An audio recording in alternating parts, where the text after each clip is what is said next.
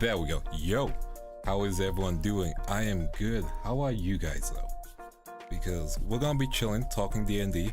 Hey Monster, hey Chim, hey Osada, hey Frost Dragon, Andre, Kai, Jinzo, Helix. Hey, how are you guys doing? Welcome to the stream. Welcome to the stream. We're gonna be talking D&D while I'm gonna work on some art. It wasn't like meant to happen like this, but I was like, why not? I wanted to get some art done, and we can chat while I do it. And that way, if I do go on tangents, it's kind of related to what I'm drawing. But yeah. Hey tapping, hope you are doing good. But yeah, welcome to the stream. Oh yeah, thank you. We hit 2K, let's go. Some of you already saw the art. There's probably gonna be less art like that later on. I'm gonna find some nice outfits. But yeah, I thought I'll do something fan servicey in air quotes. But yeah, welcome to the stream. Let me just switch over to who we're drawing, which I'm pretty sure you guys can figure out if you were in their stream later or earlier today. Hey Neko. But yeah, we are going to be working on Carrot Karomi in a bunny suit because might as well. Don't worry. Yep. So yeah, we're gonna work on that while we just chill, talk, work on some things. And yeah, so when you're running a D&D campaign, one of the biggest things is, what's the saying? What's the story? I've mentioned this earlier before, but that's one thing you really have to consider a lot. And also you have to think of your players. So first thing you need to do is establish your player group. And once you've established your player group, then you can figure out what they like. So with what they like, that can be a mixture of things. Some players like very modern campaigns, you know? Some people like sci-fi, stuff like that. You need to find that balance. And if the majority of players want to do something modern / sci-fi, and that one player doesn't, you need to talk to them on the side and figure out, hey, what if we do it like this, and this? Because sci-fi is just fantasy with more rules, I would say. That's the best way to describe it, you know? And then fantasy is sci-fi with less rules, you know? Magic is just, for example, I know people say this a lot about Star Wars, but Star Wars is like space wizards, but there's rules, you know? Whereas something like fantasy, when you're playing D&D, it's less restrictive in terms of rule, but if you play Baldur's Gate, there are rules. You can't just do anything, you know? Which, hopefully that makes sense. So, first thing you need to do is figure out what you're saying. What's your goal for your story? What's your goal for your campaign, you know? Is your campaign going to be a long one or a short one? Some campaigns can be 100 sessions. Some campaigns can be just 10 or 5. And in those cases, sometimes they're referred to as one-shots. Sometimes they're just short campaigns. Not because the party's completely died, but just for the simple reason of, one sec, I just realized. Oh no, I should be good. I thought you guys were gonna hear. Yeah. We can turn the BEM down, don't worry. There we go. Yeah, I thought the BGM was quiet. No worries. Everything all good? A, B, N, Y, W, Y. Welcome to the stream, Yeah. But yeah, is the BGM all right now? No idea what's happened with it. Yep, all good. Hey, yes, that's all good. So when you figured out what type of campaign in terms of setting you're gonna do, then the next thing is, I'm reading the module. Thank you, Abear. So once you figure out what type of campaign, read the module. If you're gonna go with module, read the module. But if you see my D&D short, one of the things I suggest is reading the monster bestiary. That way you can figure out what monsters will be encountered for what level, you know? And read the DM's guide, because the DM's guide is just gonna tell you how things work, how ability scores work, when certain roles should be used. So once you get familiar with that, then you can take it to the next step, you know? And it can be very overwhelming reading the DM's guide because it's pretty big, but there are cheat sheets available to you. So keep that in mind. Just dropping by, got a lot of work to do, and I'm playing D&D tonight, but I thought I'd show my support. No problem. I appreciate that, Lois Flower. Like, genuinely do. So you have a good game, and make sure to take some breaks in between your work. But yeah, give me one sec. I just free transform that. Again, we're just roughing out with what we're drawing. That should be fine. But yeah, so once you figured out, hey, I'm going to do XYZ / this is what my campaign is going to be set in, and you've read the DM's guide, which again, it can be overwhelming, the DM's guide, but there are cheat sheets available in terms of what you should do. The bigger thing you need to be aware of is the bestiary, I would say, because, hey, Debug Yoshi, the bigger thing you need to read is the bestiary, because those are the monsters that your players are going to be encountering, you know? And if you don't have a good understanding of that, you might put them against something that's too high of a level, you know? And your job as a DM is to tell a story / guide your players through a story, not to kill them. That's one of the biggest things you need to remember, you know? Because when you're playing a game, the goal of the game is to be challenging, but the game isn't there to basically kill you, you know?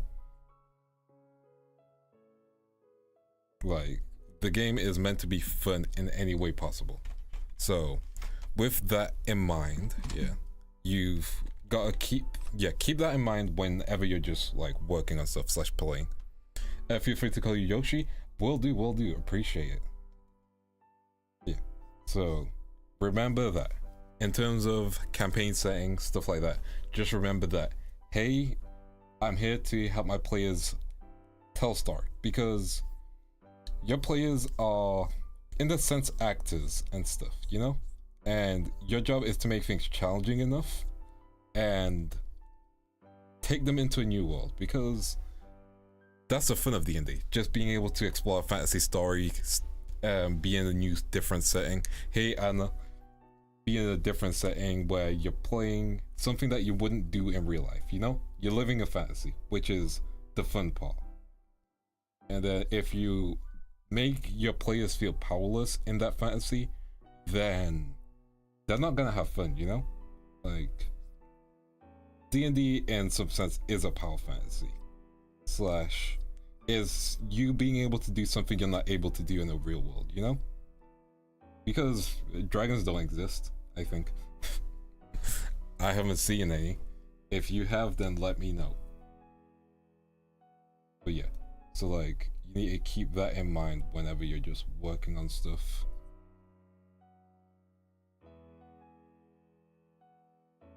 And then once you've got that started up, then you can work on your next part, you know?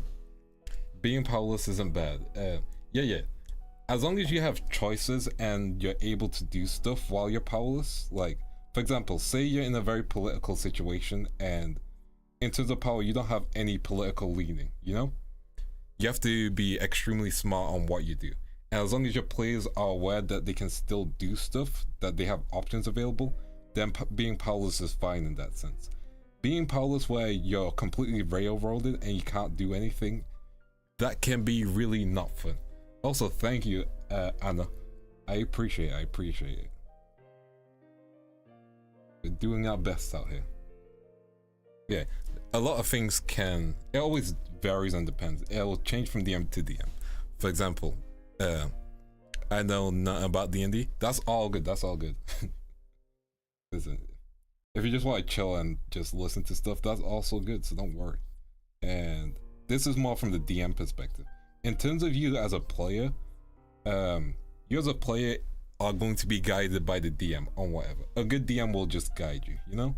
Like, you don't need to look through the bestiary. Trust me, don't look through the bestiary, you know? If you're a player, don't bother looking through the bestiary, because you'll unconsciously have the effect of, hey, I know how much X thing has in terms of HP, you know? And that can sometimes ruin the tension in a combat scenario. Or you might accidentally start rule lawyering, where you're like, no, in this book, actually, the enemies wouldn't do this kind of thing, you know? And rule lawyering always depends. If it's something big and something that you can just change in one turn, there's not a big problem. If it's something extremely small and not put you at a disadvantage, but like if it's something that isn't a big deal to begin with, just let it go in terms of rule lawyering. Like, rule lawyering can make or break. Hey Yuri, how you doing? We are good, we are good. I am still working on the hair, just roughing out the shaping. I hope you are doing good yourself.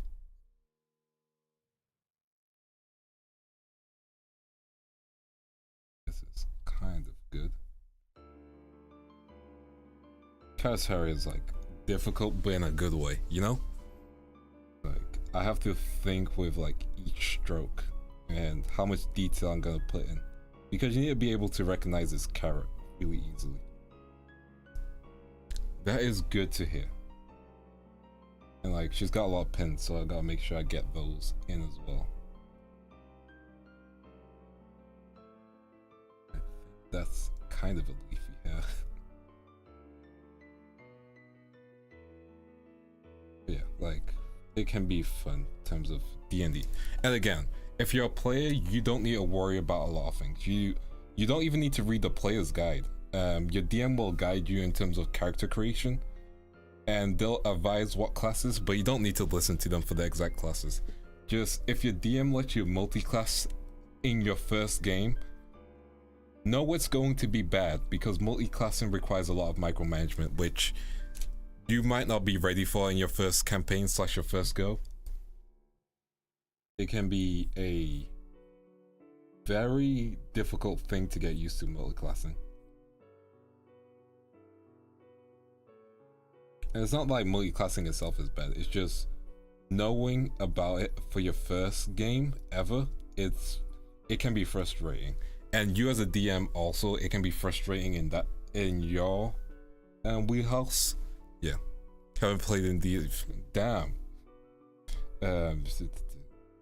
I'd say I think Roll20 do like open calls for like D&D. So like, if you really wanted to get your itch, I think you can just go on there, and they have like campaign groups ready.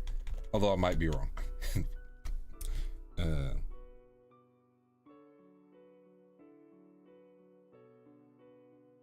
Let me just get that on. Yes. So once you've picked a module, or once you've chosen, so once you've got used to the bestiary and you understand it a bit more, then you can pick what monsters you're going to be using, you know? Yeah, that's how I found the camp. Nice. That is good. I know using Reddit is frowned upon, it's a no-no for campaigns. I didn't know that exactly myself. I've never used Reddit for like a campaign. I've always had someone available to kind of just message and play with. Online at least. IRL, it's different. Like, I've tried to run IRL campaigns and they have just kind of fell through. Like, they've completely just fell through. The special discount for the place that does multiple ones a week. Nice. Yeah, like a set group is much more fun because like you get used to the players, even if you're all new. With a set group, it becomes much more memorable, and you can be like, oh, remember when this happened in our adventure? Also, if you get all of your D&D campaign, that's when you know you had a fun time, you know? Because you're willing to pay to make your memories come alive.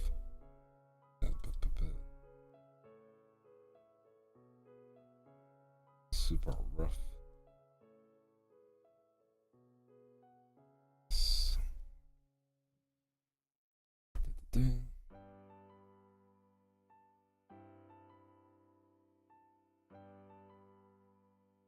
Sorry, a little bit distracted. Yes. So with again, with campaigning, once you've chosen your setting, or if you've made one up, like my method for making one up is usually I create a Google Doc and I think of everything within that world. Yeah, not everything, but like just the key things, you know? For example, if I'm using an anime inspired world, I need to remember what happens in that anime. So for example, if I was running a Naruto campaign, which you can do, there's a module for that. Someone has made that before. I I've never played D&D, a D&D game. I would notice it, the character creation instead of the voice, and kind of feel overwhelmed by the choice. The choices can be overwhelming, but once they're broken down to you, which I might make a separate stream for that in the future, like breaking down what class does what in the best way, not in the best way possible, but just like in terms of fun and like what's good for someone new, you know? But like, sorry, I just lost my train of thought. Yes, so when I start a campaign or when I'm making a campaign, what I normally do is first I try and first I write everything into a Google Doc. Like, Google Docs are my friends, and I write down everything about the world, not all the key details, but just the important things. So like, if there's someone in charge, like a king or something, then I'll write the king down, you know? Or if I'm running a homebrew, then I have to explain the differences between this and canon, you know? It's like, if I was running a Naruto campaign, I'll be like, okay, no tail beasts, Uchihas are alive, kind of thing.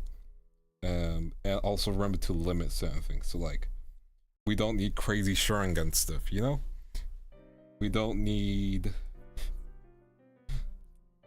we don't need the Mangekyo Sharingan and Amaterasu and Susanoo stuff.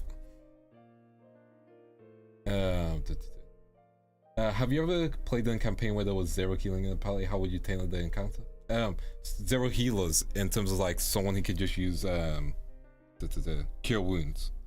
If in my experience, I think I've been in one situation where that was it. To mitigate that, I would make encounters have a chance of dropping. Well, I'll make jobs that they take give more value / money. That way they can use it to buy healing items, since there's no one going to be healing them. Or if they go on a quest, I would give them healing items, depending on who delivers, who the quest giver is, you know? If the quest giver is like a super rich guy, then they'll get more healing items. But that also means the quest is more difficult, you know? If the individual that they're helping, if it's a simple quest where they probably won't need healing, I'll still give them the potions, because then they can stockpile it and keep them available to them. And then that way I don't feel bad when I make a situation more difficult. At least in my thoughts, if that makes sense. That's my method of balancing. Probably not the best method, but it's a method. And that way it doesn't penalize the party for not having a healer, you know? The world kind of fixes itself for it. Or you could create a DMPC who is the designated healer, but that can also be taxing / not as fun. Depends on how your party feels about DMPCs, you know? Because some people love them and some people kind of just hate them. Always depends. Hey Leah, welcome to the stream, welcome to the stream. Hope you are having a good day. Just working on the hair while we talk D&D. So yeah, that'll be my method of balancing. Hopefully that was helpful. But yeah, it's either do that or make more D&D. Make consumables like potions, bonus actions instead. Oh, I always go for potions for bonus actions. Like, it's kind of a homebrew rule for me. But like, I feel like bonus actions you should be able to heal yourself, you know? I know some people might be might disagree with that, but I feel like for example, if I check the list of things you can do in a bonus action, let me just double check.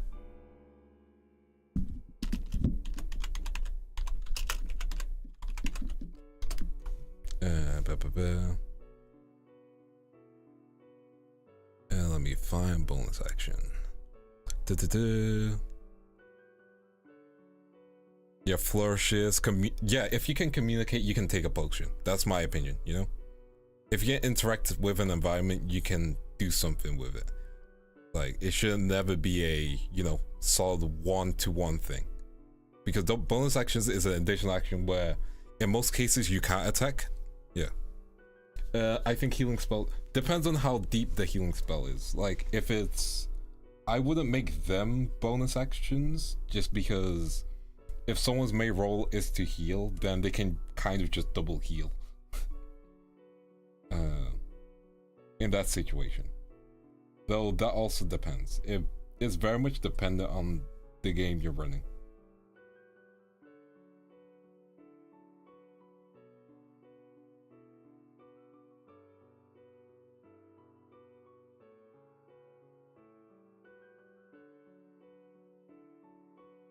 Like if it was, yeah, for me, potions are bonus action. Healing spells themselves aren't.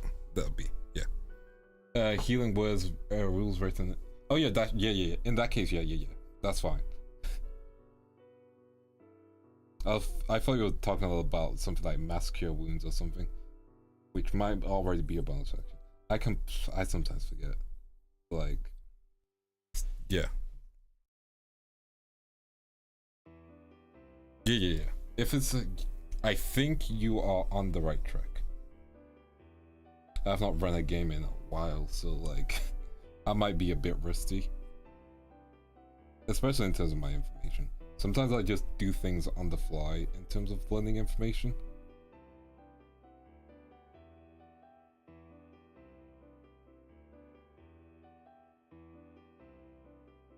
But yeah, that would be my solution. Either get a DMPC or increase the amount of times players just get potions randomly. Even like chests, if chest items can be potions as well. That way you don't have to rebalance the game too much. Because they should have enough healing items at that point. Because they already have increased damage output. So they shouldn't have too much problems in terms of damaging something in exchange for a healer. So you shouldn't need to lower the encounter strength. That would be what I would do in my head, at least.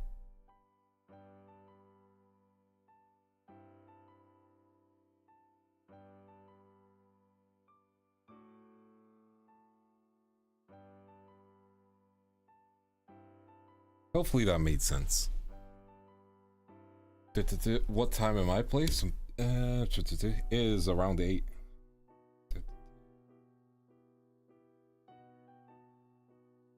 So it's not too late. Pretty chill, honestly. Not too early, not too late. Just chill time.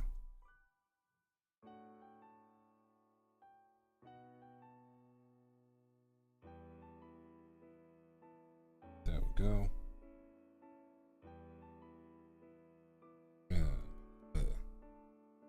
Hey Neki, how are you doing? I hope you are having a wonderful day. Or evening.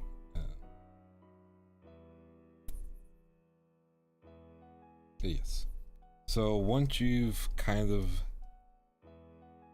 picked a module slash setting, then most things just come intuitively slash easily.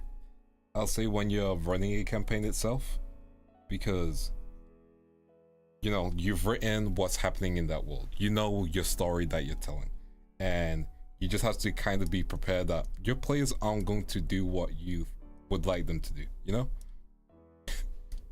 Like, always be prepared for your players not to, like, take the path you set out for them. Because sometimes the path of least resistance is the most resisted. And that's because they want to explore. And you shouldn't punish your players for exploring, you know? I am doing very well.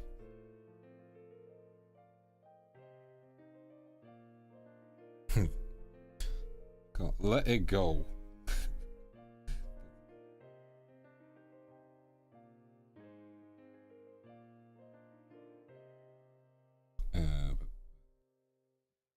Probably draw the arms decent. Should be fine, like originally. You can make the neither smooth a road for your players to walk down, but they always dive through a hedge first. Yes. And that should not be punished. It should be encouraged, because the biggest thing about DM is, like, again, your players, it's improv. Like, a D&D campaign is a lot of improv, and it's nice improv because you don't get that many scenarios where you can just improv in real life, which is, you know, it's a skill that's definitely learned as well.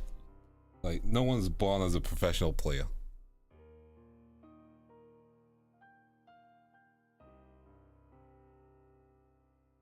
Having players tell you their goals long-term and wishes is helpful too. Once in a group where we wanted to be a sea pirate, but we never got to contact the sea.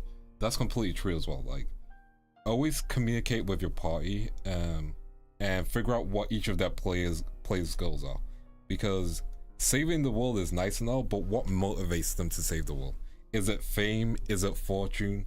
Is it, you know, they're looking for a cure, and on the way they might find a cure? Stuff like that. Because players need to have their own character arcs and not just have the story be their arc, you know? Like, the story can be fine, the story can be great and all, but you gotta allow your players to have a bit of fun and, like, have their own chapters. It's kind of like a manga series, you know? All characters get development.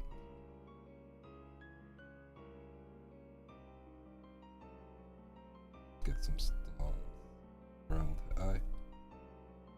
There we go.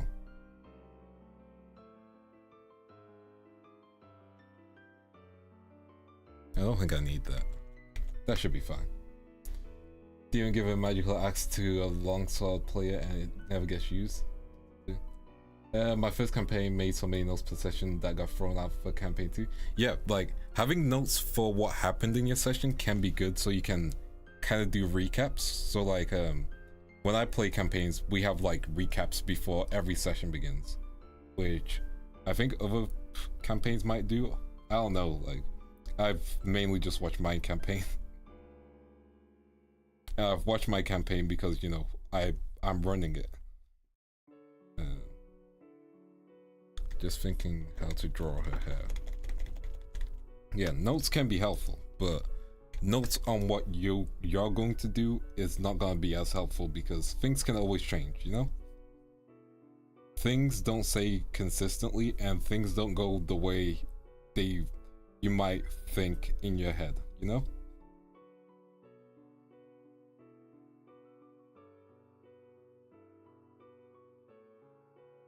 Just get the yeah, plays the pre-session recap helps. Yes, exactly. Like, making sure the players do the recap as well makes sure that they're actually paying attention, you know? They can't just get away with it. And it also helps them consistently be in their character, because they're constantly reminded of what their character does, you know? Or what their character did. And that way they don't start a session off with like, wait, what's my character, you know? They start a session with, okay, so that's what my character was doing. I kind of can remember why. And if it's done from another person's perspective, it can help you think on why your character did that thing as well. Because what you think you did and what you actually did can always be two different things in terms of perspective. You know? You might think, oh, I did something really nice, and then your player, not in a, like, a mean way, like your fellow player, not in a mean way, can be like, this happened, then this, and they did something that I thought was unnecessary, and then you can look back at it and be like, oh wait, it might have been unnecessary. Or you can be like, no, I have a plan and I can explain it once this session begins. Yeah, people need that nice little session recap. At least that's what I found.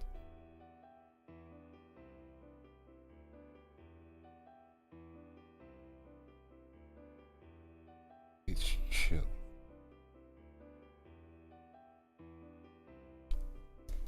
Stretch. Also helps them to get start off the storytelling mood, which is so different. True. Like, it gets you ready to be in the storytelling mindset, like you've mentioned, because you can't just get into that straight away. Sometimes it takes time, and it differs from person to person. Like, For some people, they need the recap to get into characters. Others, they can just be in character straight away. But having it is better than not having it, you know? Having it is definitely the nicer option in my head. Hey Anubis, how are you doing? We're just chatting some D&D. I hope you are having a good day. I don't know why I said it like that. But no, I hope you're having a good day.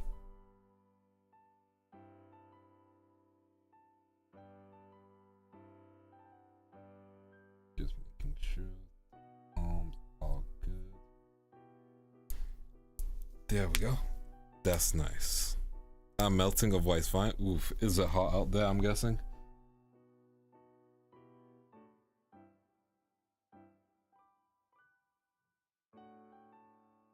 Hopefully you're able to cool down. Also, I wonder how many people recognize this bunny suit.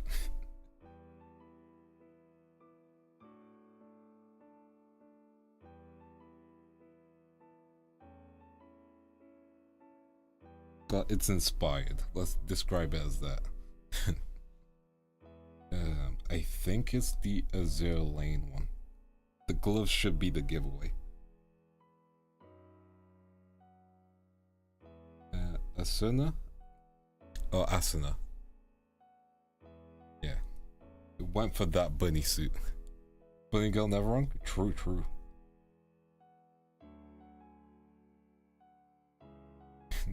Yeah, I'm living in a roof apartment. The sun is killing. Oof. I hope you're able to cool down. The sun is a harsh mistress. Fago Lance. No. A sinner from. I should draw Fago Lance later. But that would mean touching fake Ronaldo, and I swore myself that I would not. I am a gacha hater. Yeah. So once you've got your established player, like story / players, and you know what type of vibe you're going for, and you've taken the advice of not very rolling players, I'd say you create a general story. You know who your villain is, you know what the party needs to do, you know what the party's goals are, so you can figure out when they're going to trigger those things, and just have them available in notes, you know? Nice, so getting the cool out to cool down. Nice.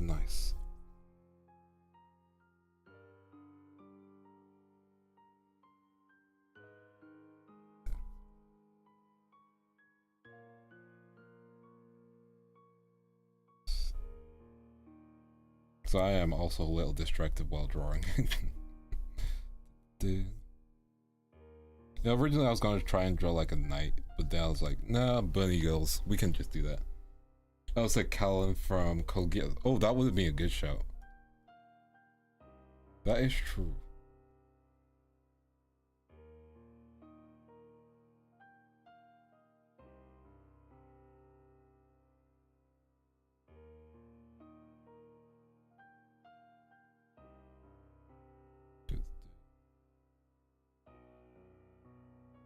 Let's just make sure not to do too much detail, then I can work on the detailed lines afterwards. Yes. Also, Code Geass, man, that's a series that I don't think about enough. Good series.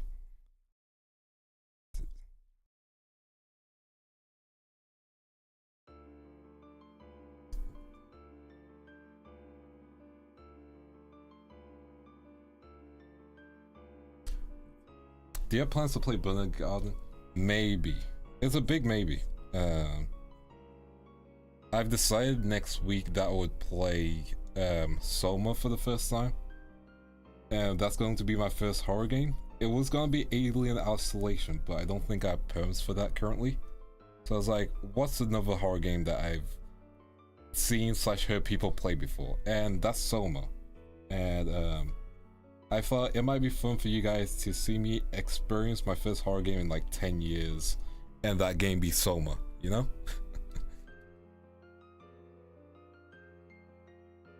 And I have no idea what the game's about. I just know it involves water, right?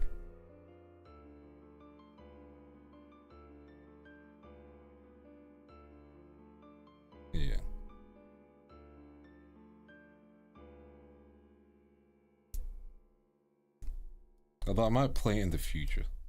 Consider I draw that many bunny girls.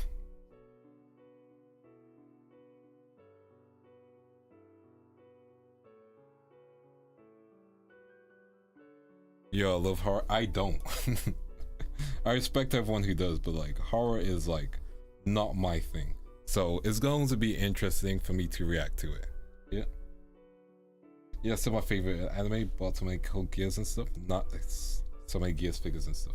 Nice, respect it. Yeah, like I know some people like horror games, but I am not squeamish. It's I get annoyed when I need to do this really simple thing and there's zombies or monsters preventing me, and it's just frustrating. At least that's from the last time I played it. Yeah, I think the last horror game I played was the last horror game I played was Resident Evil 4 for the GameCube. Yeah, that was the last one I played. And even that, I don't count that as a horror game because like it's survival horror first of all, so it's like pretty easy. You know? You can get through it pretty easily, Resident Evil 4. And you don't get scared really, you're just like trying to survive. At least for me. Also, tank controls was a different era. Yeah, jump scares frustrate me.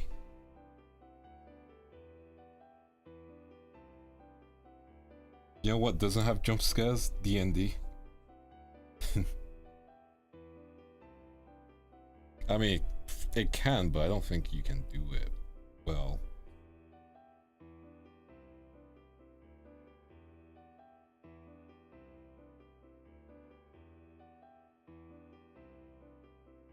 Yeah.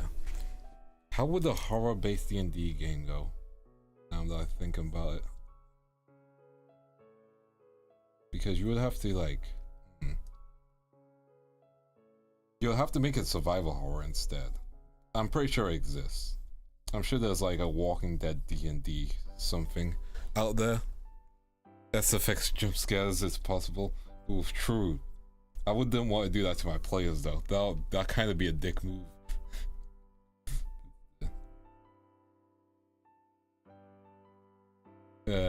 I left for a little, but they should really... I think it'll be difficult to make one.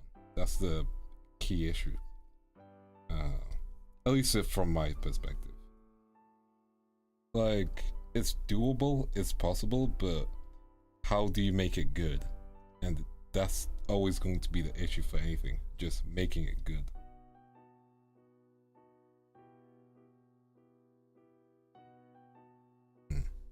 What games do I like the most? RPGs. Persona 3 is probably one of my favorites.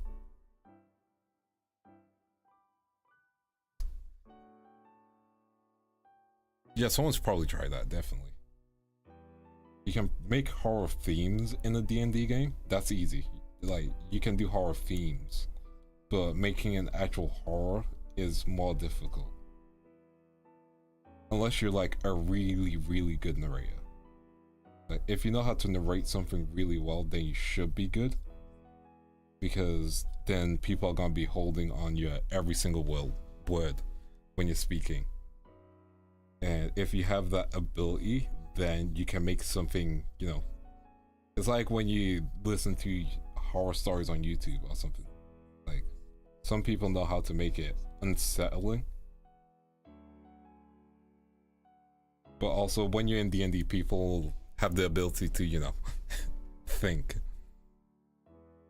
Call of Cthulhu makes for a really fun tabletop horror. True. From what I recall. Because it's kind of otherworldly in a sense. I have not played Call of Cthulhu, but I've read stuff about it. It just takes practice with drawing. Like, you just gotta keep at it. I've been drawing for years. Like, But that's because I wanted to start my own manga.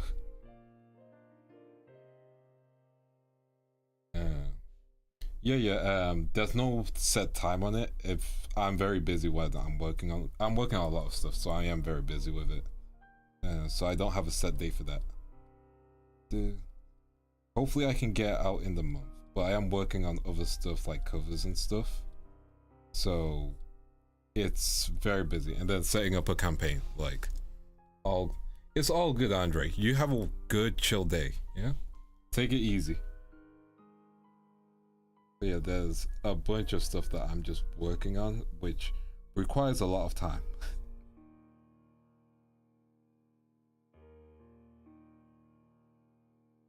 Hey Fluffy, welcome to the stream. Hope you're having a good day.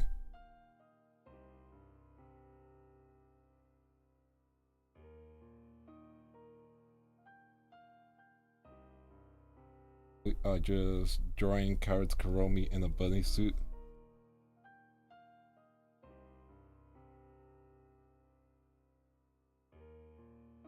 There we go. Yeah, there's a lot of stuff going on, so you know, it takes time. Yeah, I don't want to rush stuff, so like I want to make sure when something's ready to go out, it's ready to go out. It doesn't need to be perfect, it just needs to be good to go out, you know? My day was good, hope you're doing well. Yeah, I'm doing good.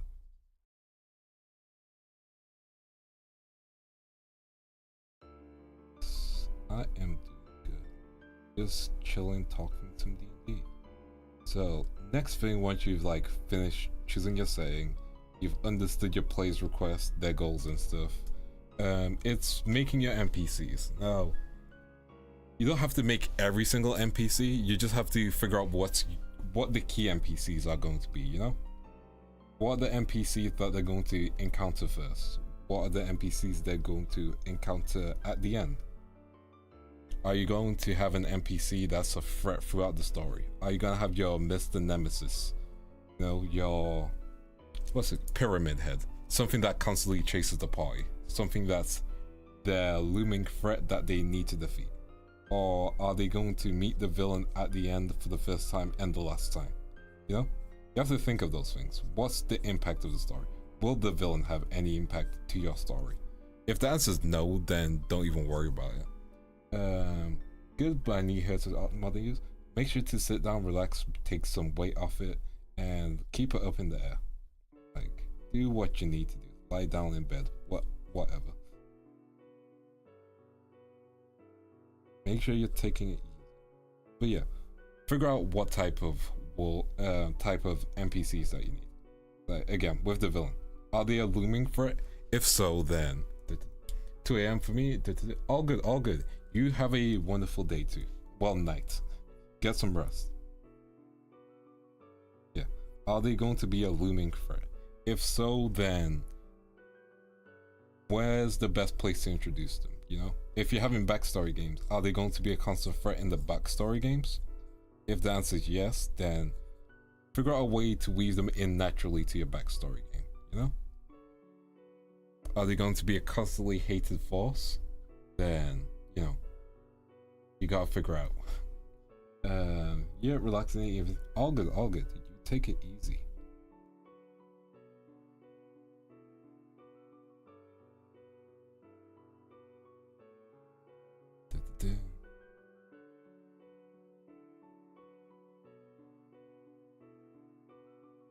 So, yeah, and again, nothing has to be a constant imposing force. Like, this isn't just like some set rule. Don't even listen to it. Just some general advice.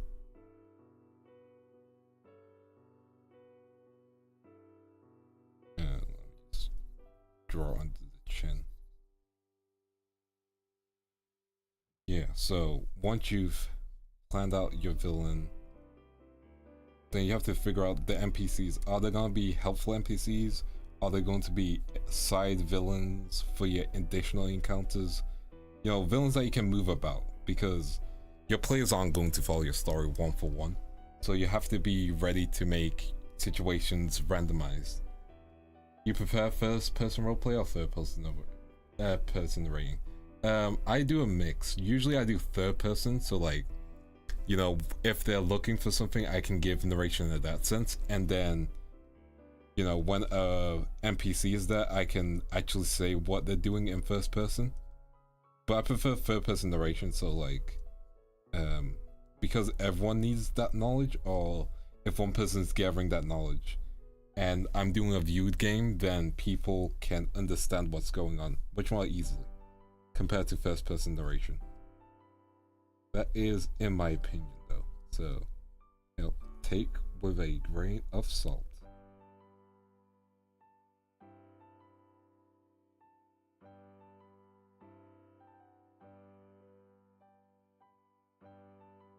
Get this done. That's amazing. Thank you, thank you. But yeah, like third person narration is fine for me because I have narrator voice anyway, so you know. And so you open the door and you find yourself in an empty library. What do you wish to do? Oh, you wish to look at the books. Very well. You go to the bookshelf. It's large, old, dusty even. The books are neatly arranged. None of them seem to stand out. However, you notice something on the side of the shelf. A button. Do you wish to press the button? You press the button, which makes the bookshelf move to the side, revealing a secret lair. This staircase seems to be extremely narrow, each of its steps seemingly closer to the edge of the next. It'll be very dangerous to go through this as a group. Who would like to take the stairs first? Okay, so you'll be taking those stairs first. Very well.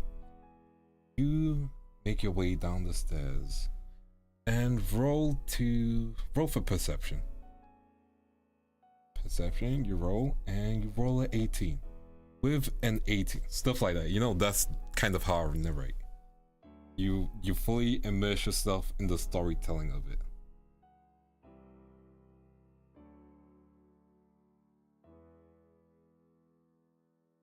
Like, I ain't a professional actor in something, you know, it's just nice to say because it lets you think about what's there as well, you know. It lets you create visuals of what you're seeing, what you're thinking of too. So then that way you don't need to worry too much about what the next step is. At least in my thoughts, you know? I might want to change the expression. I'll do it. Wait, I'm missing accessories. That's why it doesn't fully feel like carrot, I think. If I get the X here.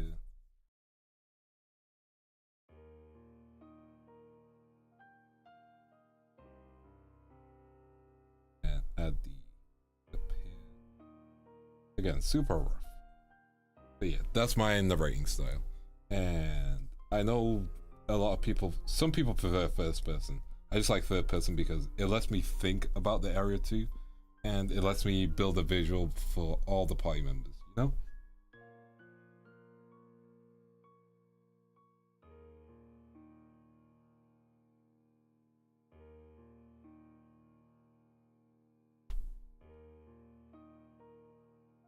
Let's get her triangles in her hair.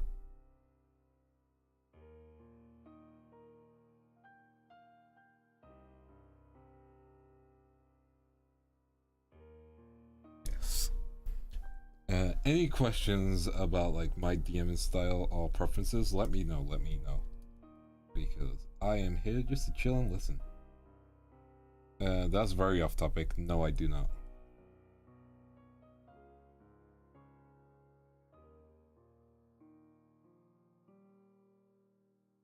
Back to D&D. Give me one sec. Covers. Sure, covers. We can mention like covers a little.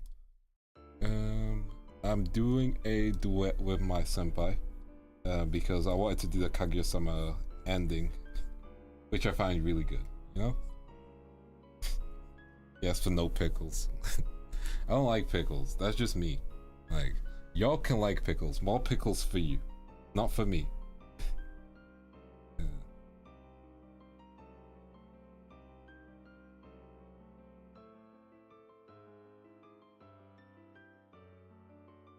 But yeah. Get this drawn. What's my favorite build class I played? It's hard to say because I played DM more than player. And in terms of classes that I played Paladin and I played Assassin / Rogue. And I didn't get really far in them, so it's hard for me to be like, oh man, I would like this class more than this class, you know? It's just something I kind of did. Although I did like Paladin again just for the ability to use Big Hammer, Divine Smite, great. And also the utility of being able to heal to some extent, which is nice. You know, and cantrips are also nice to have.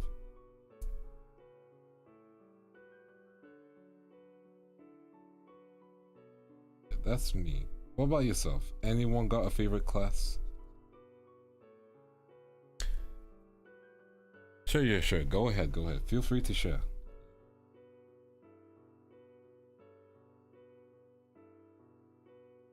Very casual talks, so it's all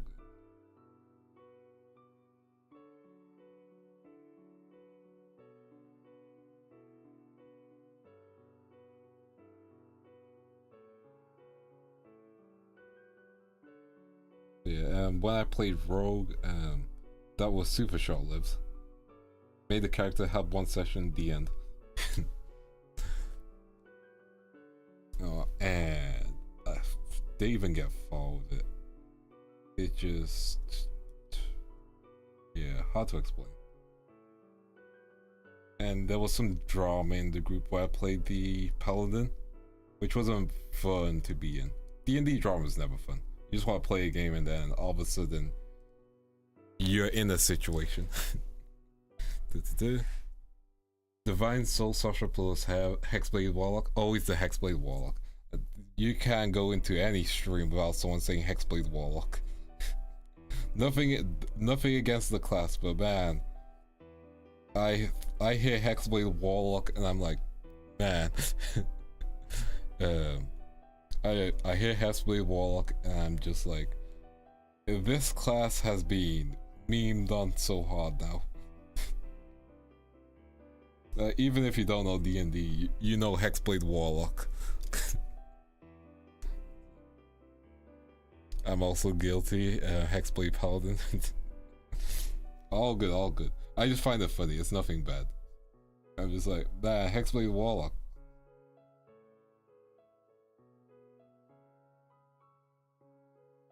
But yeah, that's nice. Clark spells are also good to have a, you know, just to have.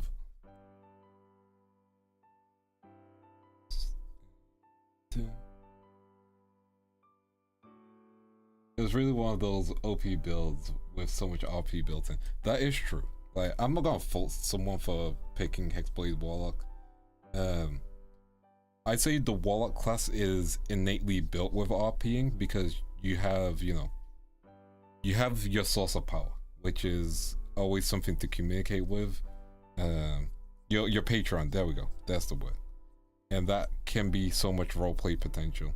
Same with just Paladin, like, if you go Oathbreaker, stuff like that. Like, a lot's available to you. Spiritual weapons and objects, and I use my own hex. Completely fair.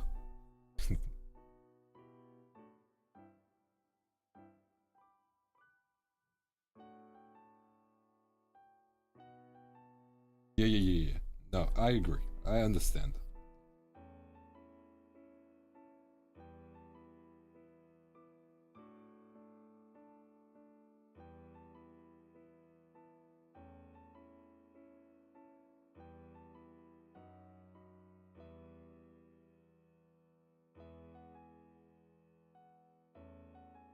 Need to work on this a little bit.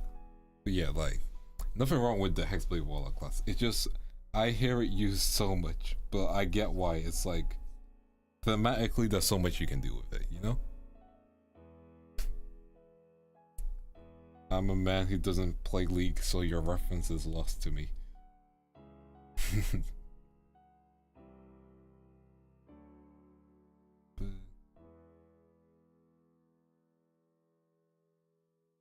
wait, I didn't want to do too much detail. Oh well. The detail. This is fine. To yeah. Yeah. Sense to me. We can put this a bit lower then. There we go. That's fine. Cool. I forget where I saw this, but someone had a wall of Patreon be a patron, crowdfund the power of demonic beings. Yo, fair. That actually does sound funny. That sounds like a fun, good time.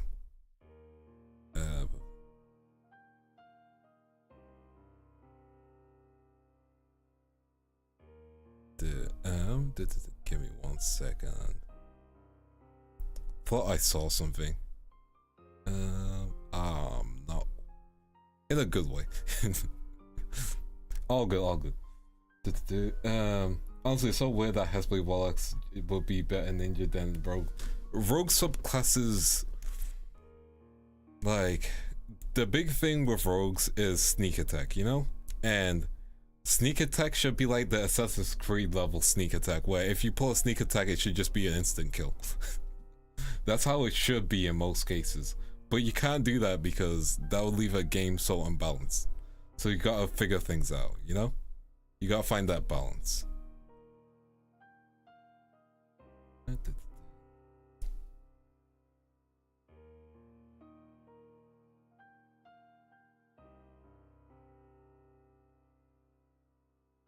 There we go. Okay, we're gonna neaten this up. But yeah, this is fine, I would say. Just have to. Let's put this and delay it together. Lower the layer opacity. That's our original. Okay, let's start off with the face, like proper. We are going to use 17 in terms of our brush size, so we can make sure we have a decent amount of detail. And we're going to use a blue brush. So it's gonna be nice and slow to take it easy. Also, if the whole system of D&D just feels overwhelming, you can just homebrew yourself a system. Which, you may think that sounds crazy, you know? Rogues use short swords and but can use bows and arrows, right? Depends if you take the proficiency on that, I believe. I might be wrong on it. But yeah, they can definitely only use short swords.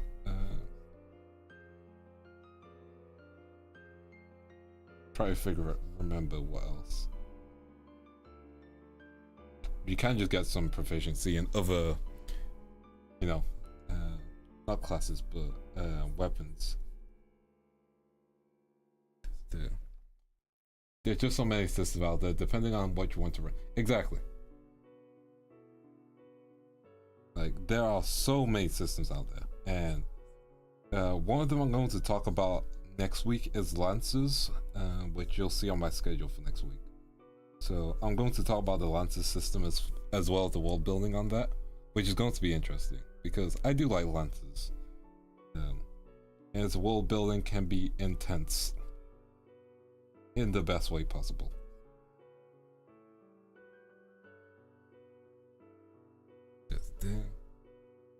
As a DM, how do you care about visuals? I use a lot of visual images because I myself am a visual learner, so if I can, I'll have a visual for any NPC, you know? Like, if I can show an NPC, I will show an NPC. Like, I'll even draw them myself. That's how much I like to show, the ability to show things, you know?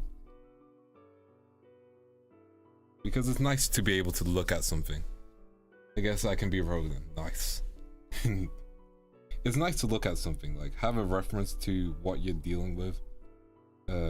Same with like maps. If I don't have a full visual of a map, I'll have like a background that people can see. So like, if they're in the office, I'll have an office background. If they're in a forest, I'll have a forest background. If I don't need a map.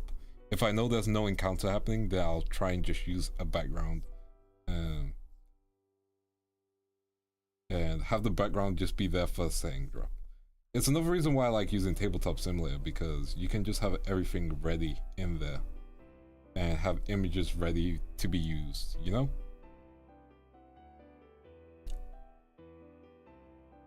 Like, and it adds to the depth of a game, you know? Like, you have a reference to what you're looking at, to what you're fighting, and while I could describe everything, it helps lessen this description, you know?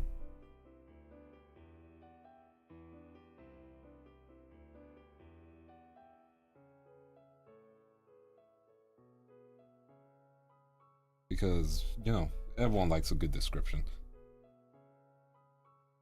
But more than description, everyone likes a good image reference. Same with like players, you know? Like, grab an image reference for your player, even if it's like placeholder art, you know? Like, if you can't afford to get proper commissions and stuff, just use placeholder art. So like, if you know what your character looks like and there's an anime character that looks like that, just use that as a placeholder art until you can commission it, or your DM decides to get you, you know, the art itself. Either or is fine.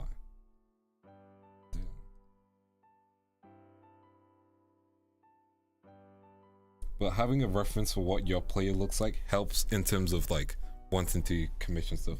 How do I feel about AI art or private? It's complicated because I'm one of those firm believers that AI art isn't art, because, you know, AI produced images. That's the best way to describe it, you know? And if you want to use it, then you can use it, you know? I'm not gonna like just go into hating you for stuff, especially for a privately run campaign, and especially if you say, you know, this was AI generated, you know? Like, you're not claiming it to be your art, you're not claiming that you've created it, so I don't see issues in that sense. You know, you've said, especially, you gotta double check with your players as well. So like, if your players don't care, then that's fine, and you're doing it in a privately run campaign, that's fine. If you're using it publicly and stuff, then oof, you know, then I'm just gonna be like, just don't. In that case, it's easier just to use an image reference and stuff, you know. Again, like, as long as you're labeling it correctly, then it should be fine. And especially in non-commercial, like, for example, did you know EA used AI art for one of its Apex Legends collabs, I think, or promo art? And like, that's a official company, they should not be using it, you know? They can afford spending money on an artist, because an artist created those. Yeah. I'm trying to remember the issue. If you just type in Apex Legends AI art, you'll be able to find it, I think, because it was a big deal. Then I know Wacom did the same, where they used AI art instead of, you know, an artist to promote themselves, you know, which is crazy. Like, how is a art program slash how's an art program slash tablet provider going to be using AI art to promote itself? It's like, hey, we support creatives, but also we don't. Yeah, exactly. Like, for example, if you, there is, Wizards of the Coast, I think. Was it Wizards of the Coast? I'm trying to remember. A different company, maybe Wizards. Please correct me if I'm wrong. They had used AI art to promote some of their cards, I think. Magic, maybe. I might be completely wrong on that. I've forgotten a lot about it, but it was a big issue at the time. Yeah. AI generated images is a complex issue, and, you know, I'm not here to tell you if it's good to use or bad to use. I don't personally use it, but that's because I can draw, you know. But yeah, Wizard Coast use AI art. There we go. Yeah, like I can draw, so like I'm fine in that sense, and I don't make money from commissions. Like I just draw for fun. Like it's a hobby to me, so I don't have that much stake in it. Do I disagree with it? Yeah. Do I think artists having their work inputted into a bot without their permission isn't great? Yep. Does it need more regulation?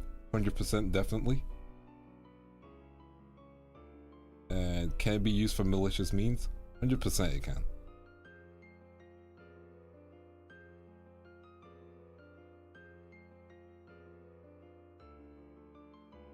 And that's why it needs proper policing and like licensing and stuff.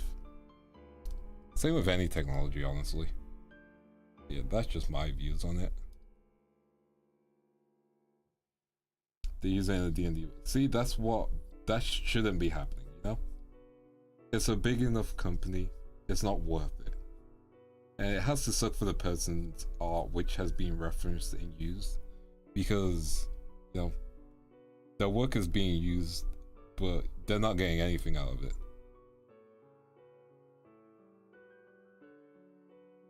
But I also think at a point, people either will stop using it, or it'll just start to go undetected. No? Yeah. I wish they use it in a better way, like, imagine having AI DM, so... Yeah, I think that'll be a cool intuitive way, like, an AI chatbot for you to have a DM available for you. That sounds interesting. Sounds extremely complicated too. Then there's like AI voices, which like, you know, that's some Black Mirror type of content / rabbit hole. But yeah, that is my opinion, which people are free to agree or disagree on. Like, I ain't the arbiter. Hey Riri, how you doing? You about to drop in before you go to sleep? Fair. Appreciate it. You have a good night. Thank you. Send me your reference later, by the way. You owe me that. I'll draw you later.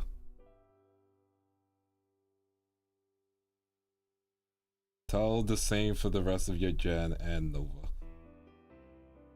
Because I have drawn Salmon. So I will get through everyone in V Reverie eventually.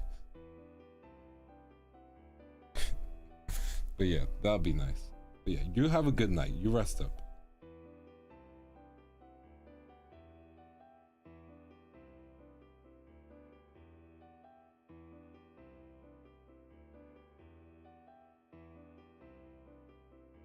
That's fine. It's never gonna be perfect.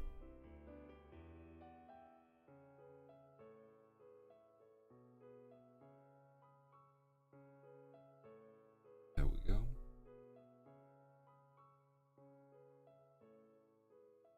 All good. You have a good night. Thank you for dropping in. Also, for those of you who don't know, Kamiko Riona is super cool, super chill, fun streamer, constantly plays RPGs, still hasn't found that one treasure chest in Final Fantasy VII. You know, the one you missed. I ain't letting that go. But yeah, like, if you want good RPG chill content, then go see The Wolf. Only Viva Bamboo Showers. Yeah, that makes sense.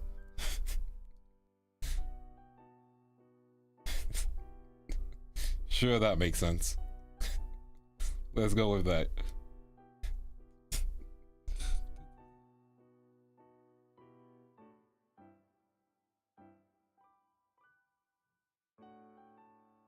VTubers not showering is becoming the greatest meme.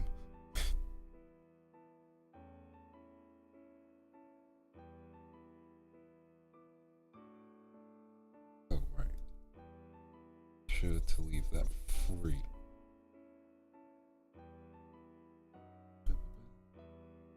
There we go.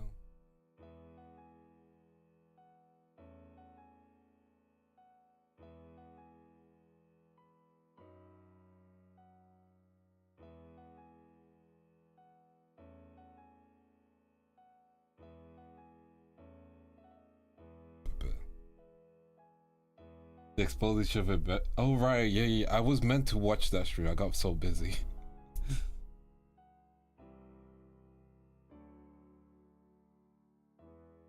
Me or the art. There's two hot people in the art here.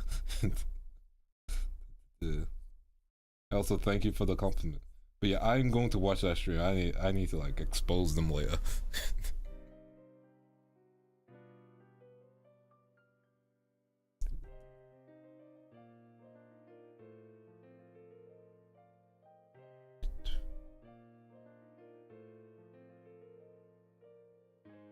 Let's keep it going.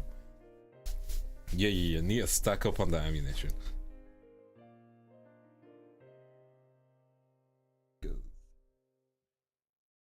yeah, the Reverie girls, they're all fun. Like, super chill, fun people. Both. We'll take both. Hope you're doing well, Egg.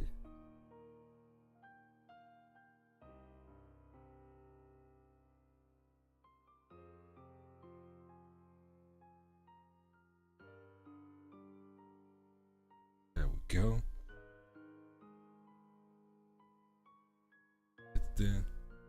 Hello Vance, hello. Welcome to the stream, man from Earth. Hope you are doing well.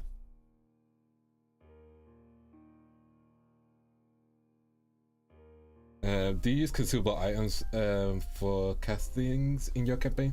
Depends on the campaign. So I've run a Persona campaign before, and with Persona some consumable items can be, you know, some. Oh, East, not Earth. My mistake. Reading is difficult. Yeah.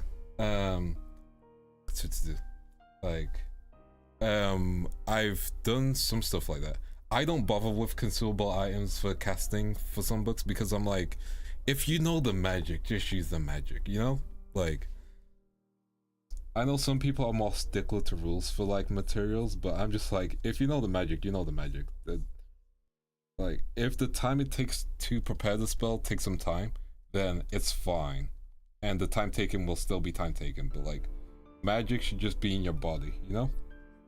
Depends on the campaign you're playing as well. So like, if you're doing very relaxed fantasy rules, like high fantasy, then I don't feel like you need the material. If you're doing a fantasy campaign where like, you know, yeah, magic isn't as common, stuff like that, it's more ritualistic, then yeah, you'll probably need materials because there are rituals to do stuff like that.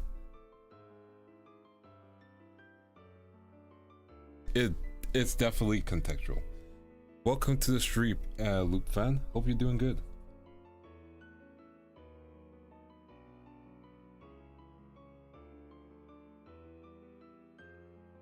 Part of me was thinking, oh, Loop fan, like Lupe Fiasco. Yeah. I hope you're doing good. Losing consumable added in addition to rolling critical failure. Thank you. If you don't know who this is, it is Karat Karomi, from, well, about to become an independent VTuber, but currently at My Hollow TV, if I'm correct. Make sure you go check them out.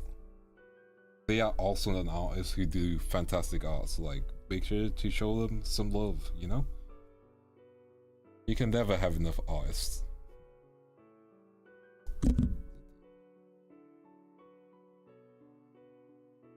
Yeah, like I always forget about the consumable item stuff anyway, so like it's never a big deal in my opinion, you know?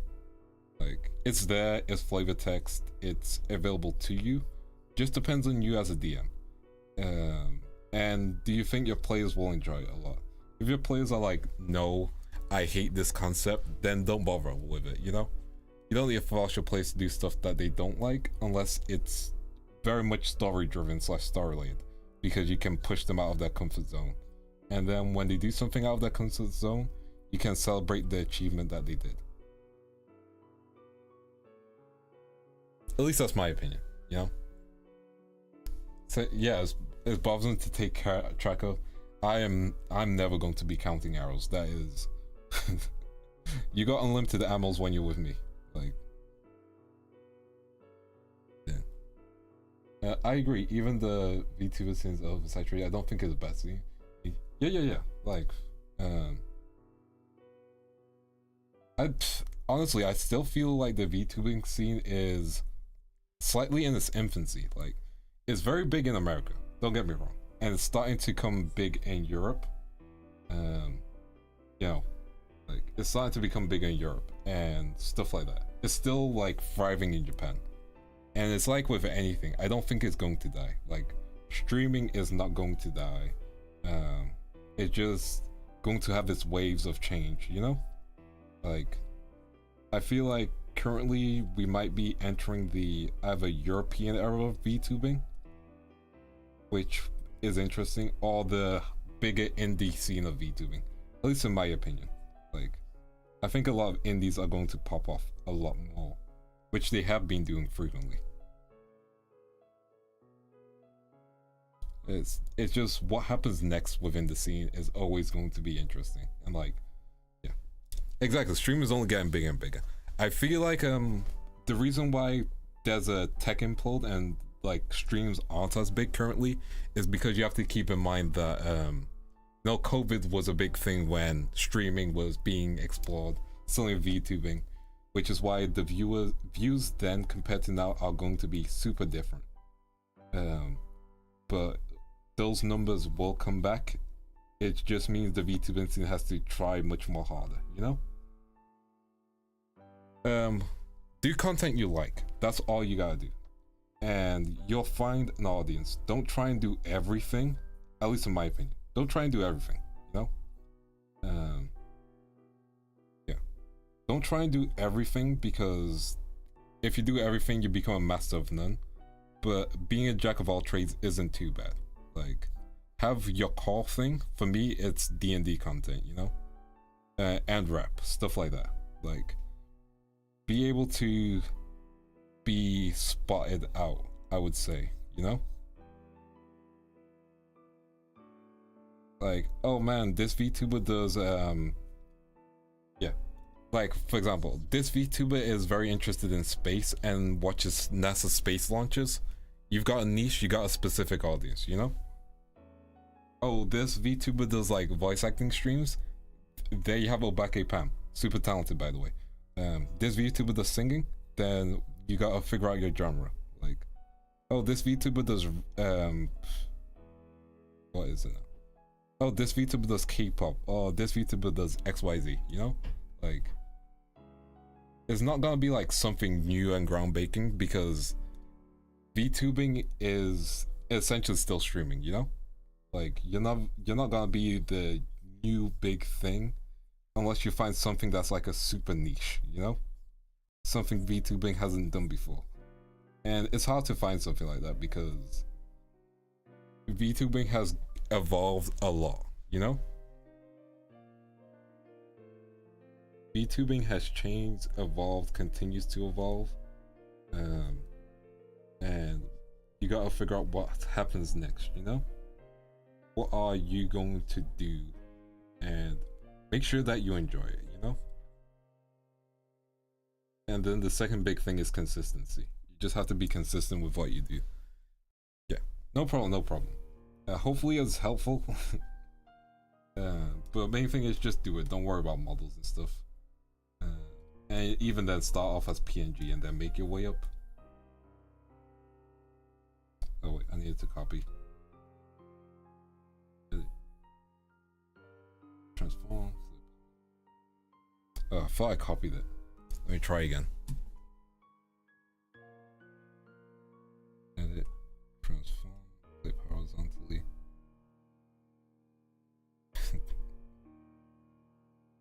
There we go. That works. I won't give out too much, but like, I have started off as PNG before. Won't go into too much detail because right now I am Vance. But yeah, like as long as you're streaming and build an audience, then have your debut, then I'd say that's the new method. Just having your debut straight away is harder to do, especially if you're not in a company, because you either don't have the support yet. For example, if you're in a company, you have the name recognition, so people are going to watch. Whereas if you're just you and you have a debut, you're gonna put a lot in the debut, and like if you're not ready, then you know, yeah, yeah, yeah. You just take it easy, and again, one day you'll be there.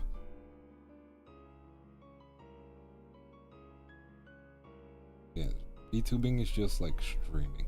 Well, yeah, VTubing is just streaming with an anime character.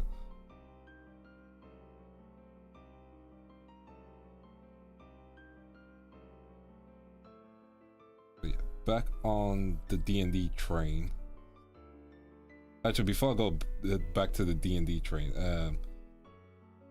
y'all been keeping up with the Kendrick, yeah, Kendrick and what's his name? What's his name? Drake. There we go. Man, about to forget him completely from my life. Anyway, yeah, the Kendrick and Drake beef and stuff, you know? Yeah, like okay. So I'm gonna go on a side tangent, then talk about D&D again. Hey, welcome to the stream, Crazy Mike. So I'm gonna go on a side tangent, then we're talking about D&D again. But man, Drake is getting bodied left, right, and center, and I'm like, I wish I could do something like that, you know? I wish I could do something like that in terms of like making a diss track. Well, not even diss track, just like doing something crazy like that. Like, you know, in the VTubing space, yeah, we're all allies, we're all chilling, we're all friends, yeah. I can't just take a shot randomly at someone, you know? I just can't. Because there's respect, there's etiquette. So if I were to take a shot at someone and they don't get that I'm just chilling, messing around, then it can look bad, you know? Hey, Dunga. I'm good, I'm good. Oh, what? Sorry, Duns. Yeah. Hope you're good. Yeah. We're just chilling, talking D&D, and I'm going on my slight rant about, like, wanting to pull a Kendrick. Like, bruh, like, I ain't hating, yeah. Oh yeah, the other Drake leak. Yeah, I ain't hating on my peers. You know, they ain't a hating boiling in my body. Like, but man, I want to go full mask off Kendrick. You know, like I want to pull a Kendrick on control type thing. Let me see if I can get an Aaron. Yeah. That's it. Oh, Loop, I can't read Arabic, and one of the rules is writing in English, so you'll need to switch back, if that's all good. Welcome back, Monster. What is it you like? Did it Reaper's V? Not sure what you mean by that. But yeah, what I mean is just like making a diss track and just having fun with it, you know? Like it not being serious, but like it can go hard and then people can respond, stuff like that. And it's like I feel like that'll be a fun yeah. I feel like that'll be a fun evolution to the VTuber scene, you know, the diss track era. Because YouTubers had a diss track era. The VTubers need a diss track era, you know? Like, VTubers need that diss track era.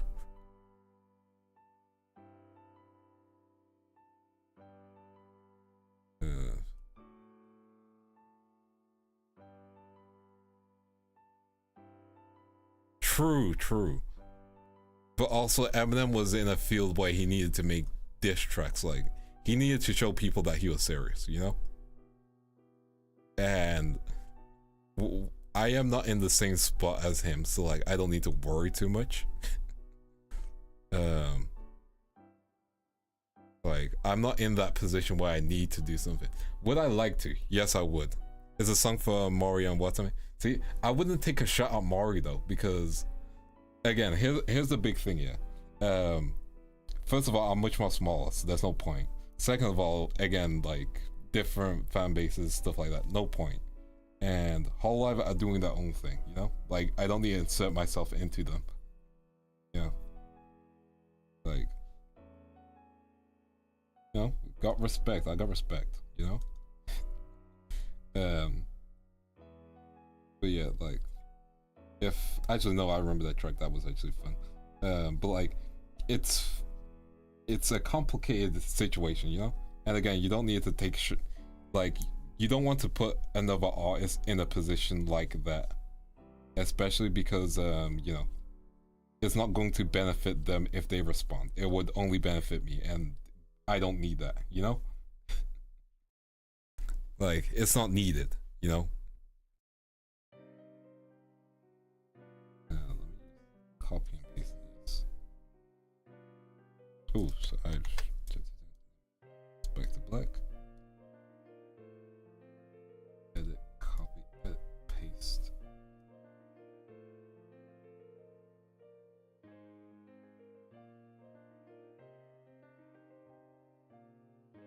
You know, like, at least that's my logic behind it. Like, it'll need to be either someone still new and someone who wouldn't mind having a diss track made on them. And then, you know, it definitely depends on person to person. Like, I don't have the answer. Just depends on what you want. Like, if you need support, and if you feel like you can offer something to a company, then a company is probably for you. If you're just wanting to stream / VTube, then you don't need a company in that sense. You have to remember, companies have a lot of rules that they have to follow, you know? Like, a lot of things they have to, you know, go through. Like, whereas if you're just independent / indie, you can play whatever you want, you know? Like, you're not working for streaming permissions on X, Y, and Z.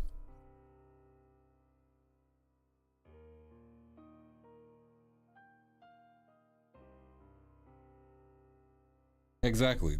Different values, different cultures. Like, it's like if I made something that was just fire, yeah, straight up heat, like straight up, you know, I made, like, it would have to be the VTubing equivalent of Control. That's the big thing.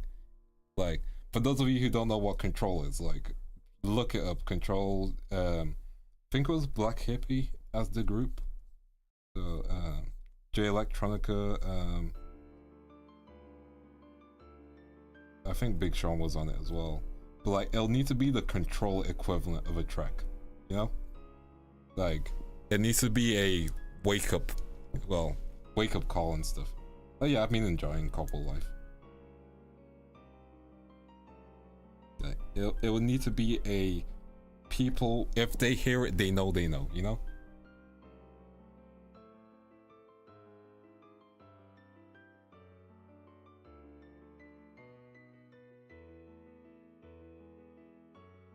But yeah, that's my site tangent. I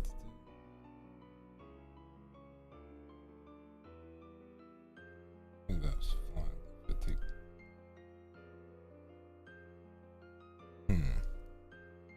If I keep the lines there.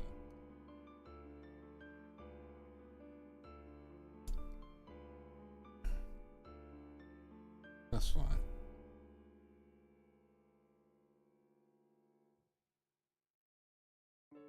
Let's get back our globe there. Let me just make a new folder for that.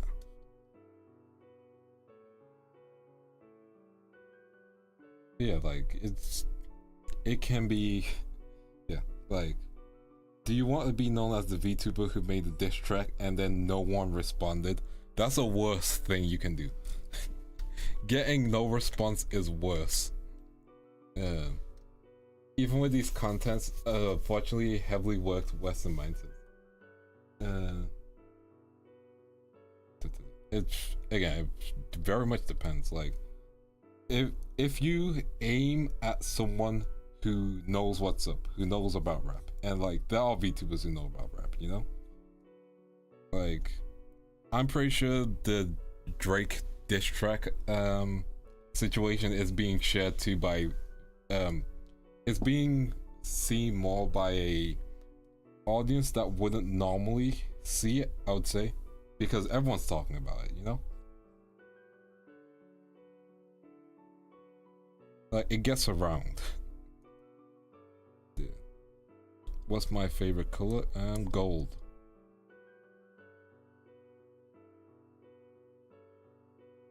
Yeah.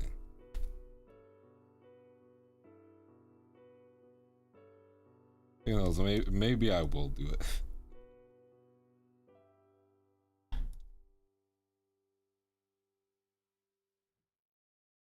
But yeah, it's just complicated, yeah.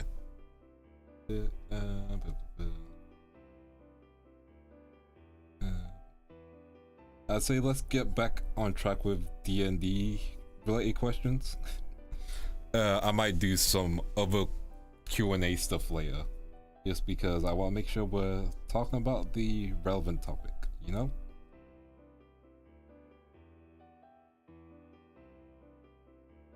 You know, like, just either D&D or we talking, or either or is fine. Yes.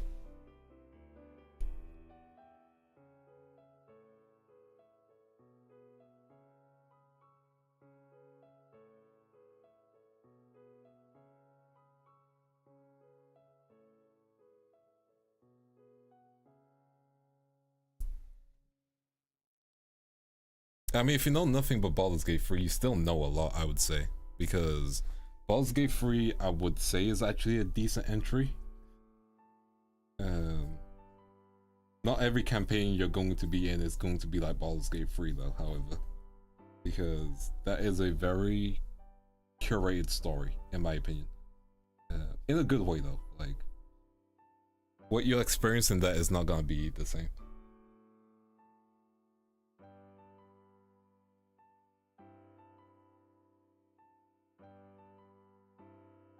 I know what you mean. I mean, it'll have to be one of those things where only is aimed at the Western audience, you know?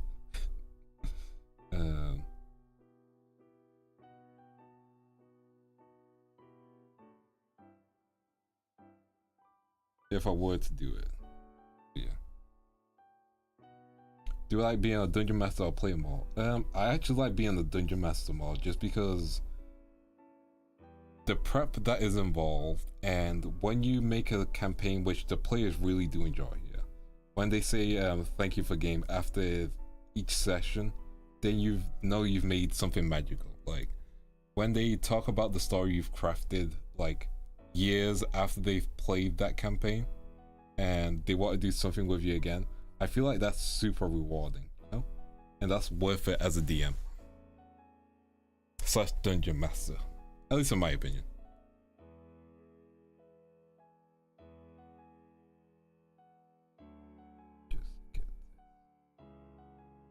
Let me just change songs. Well, background songs for me, but yeah, like, and the fact that you can craft something for people, the fact that they've decided to spend time with you to hang out and just, you know, yeah, when you can just spend time with people for stuff like that, it's really nice, you know?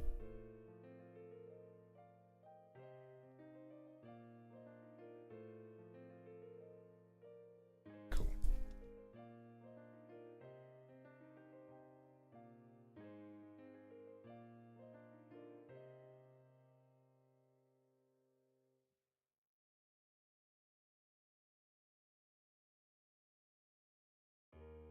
Yeah.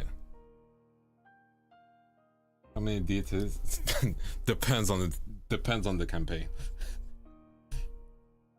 Like sometimes there can be just one, sometimes there can be 50, sometimes there can be 100. Like depends on how many you want to be there and how many you think you can roleplay, you know?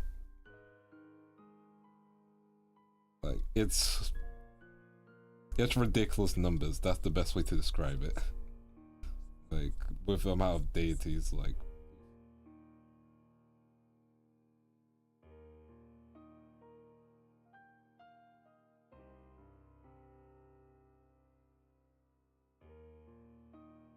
hey, from the YouTube abs, welcome. I hope you enjoyed the YouTube ab. If not, then I apologize for wasting your time. I'm gonna be real. We're just talking chill in D&D. If you enjoy art, you know, you're in the right place.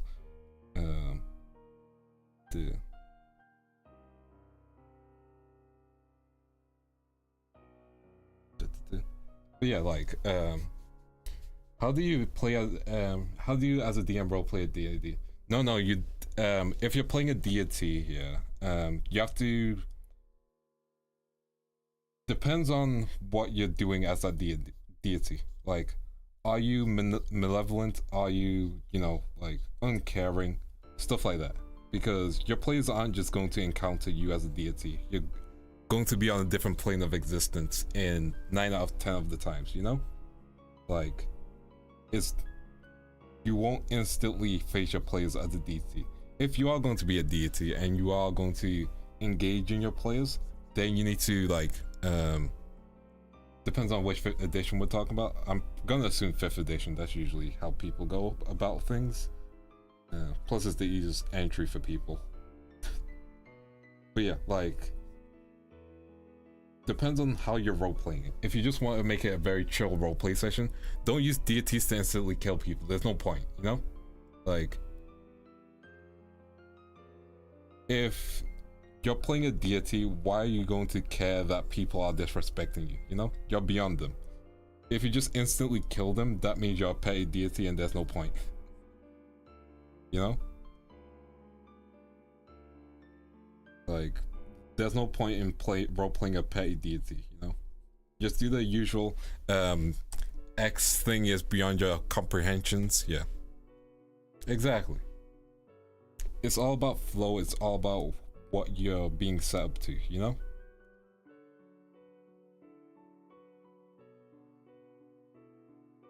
Alright, nothing has to... Honestly, just remove it insta-kill things. Unless your plays are being completely stupid, you know? See, that's the thing. With the Baldur's Gate situation, that's most likely because you made a stupid choice.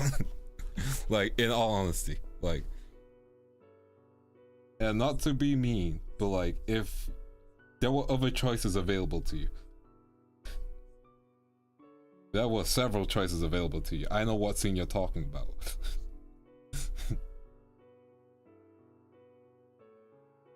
Yeah, and brave players usually die. They usually die.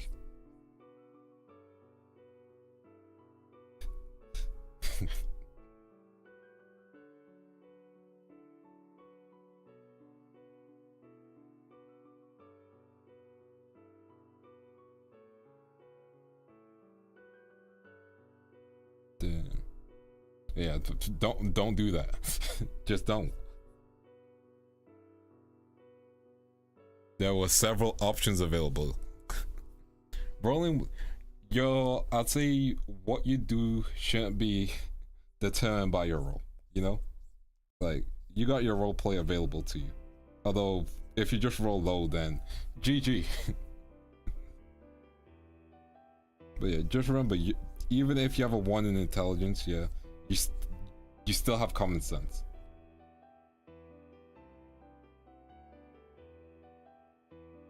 Because you've made your character a certain age, they've had to have lived in the world, you know?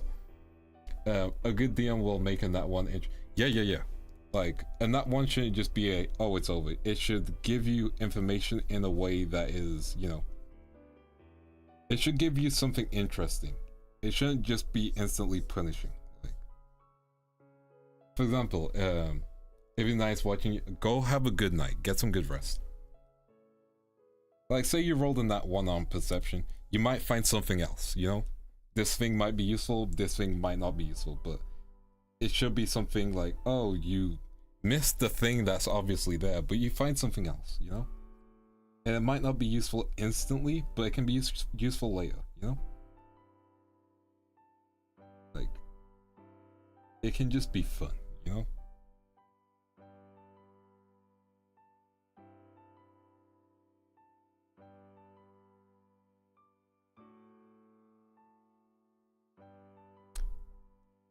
Weirdest use. Okay, the weirdest use of a wish was by my players, who, as a joke, decided to gender band one of the NPCs. Yeah, they decided to turn one of the NPCs into a girl instead. I don't know why as well. I think they just thought it'll be funny.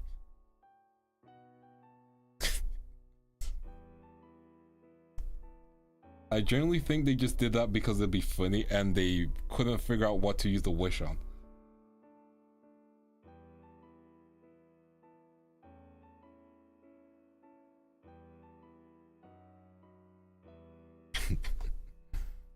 People will be people, yeah. You just have to be like, are you sure you want to use the wish for that? Okay.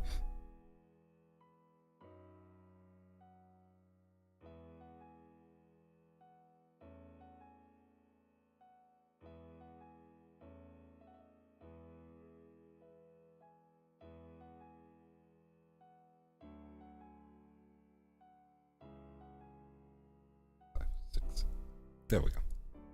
That's one of a hell of a diss track for another character.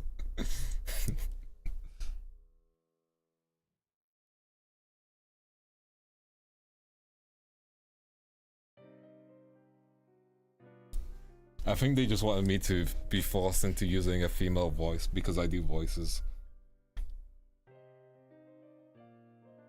Yeah, I don't think my female voice is good at all, you know.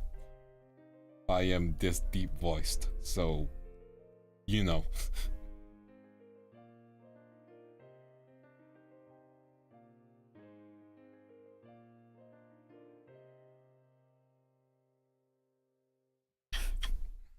No. I'll let you guys hear when I actually run the campaign.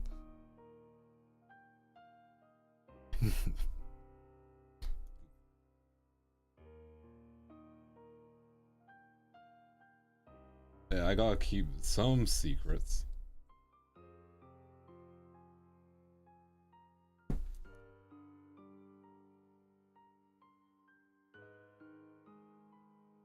Hey Elenis, how are you doing?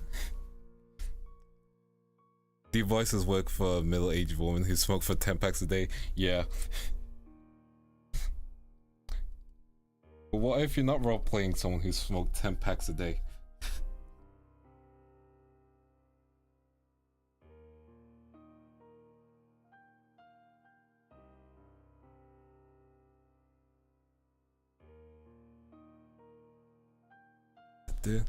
Speaking of brother, I was exposed to Doink, I've been listening and lurking. Nice. Exposed to Doink of all things in one box. What is Doink? This is listen, I don't have helium on lockdown. What is Doink?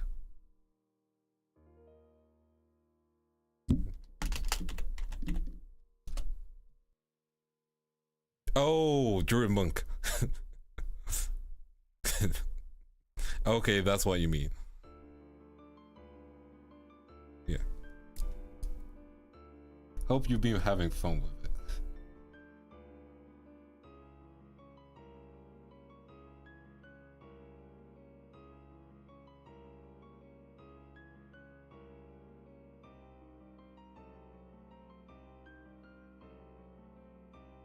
Yeah, I don't even sound as deep with. I think healing just makes me sound even weirder. Like, I've only did the helium thing, voice thing once.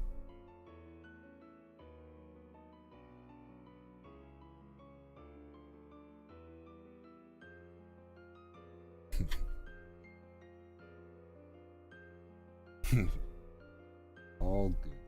But yeah, as long as you're having fun with the dunk, they should be good.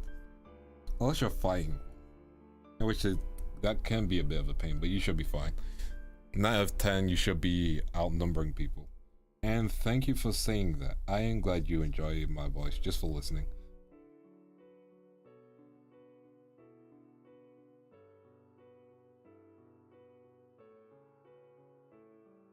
That's basically most of my content now, just chatting. Which isn't bad, it's just very chill.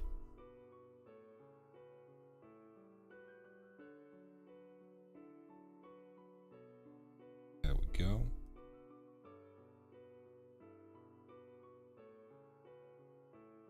And besides, you can just have a chill time. You're gonna have to deal with this voice playing Soma later. Soma is a horror game, isn't it, right? Any character suggestions for anyone again? I'd say avoid complicated classes like wizard, just because if not used to spells straight away, it can be a lot of numbers and stuff. I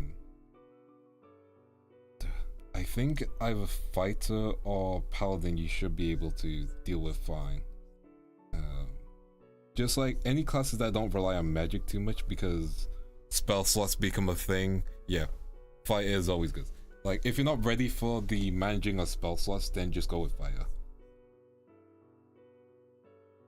Also ranger. Ranger's really good. Like ranger is really good.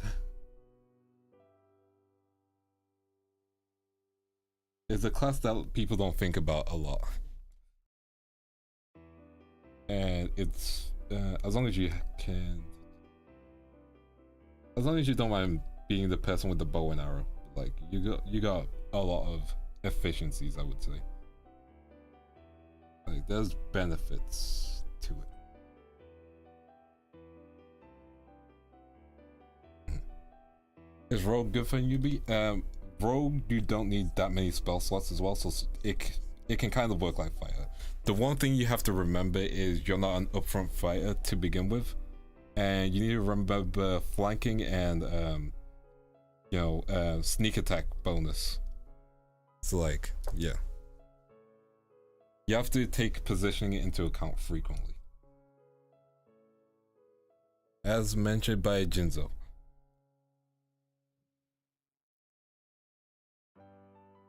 And if you're not really into managing your positioning too frequently, then it can be an annoying class then.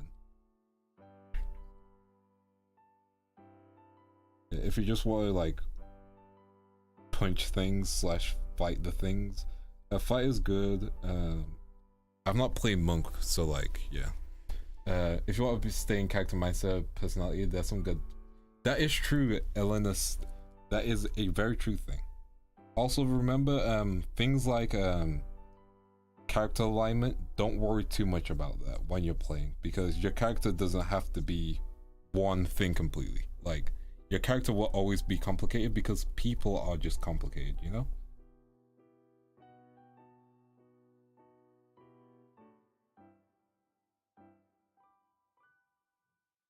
Just remember, your character is still a person, you know? And they're not restricted to some alignment chart, you know?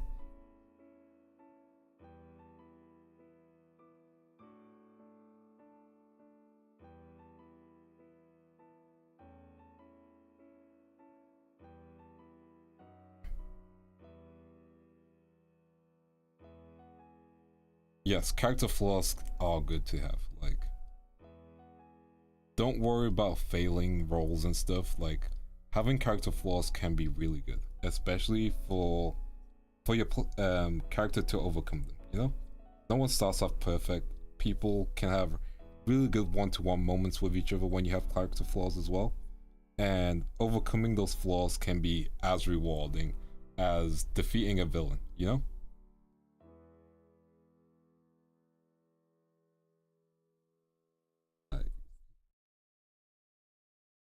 I can't remember, but I prefer Monk and Ranger throws things as long as I have speech checks. That's true. think that's probably charisma. Probably. Yes.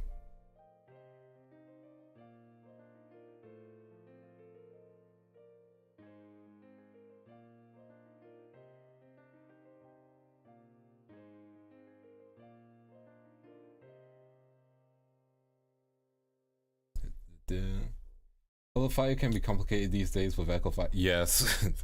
When you go deeper on, but like if you're going deeper on, eventually you should be getting used to things in the best way possible, you know.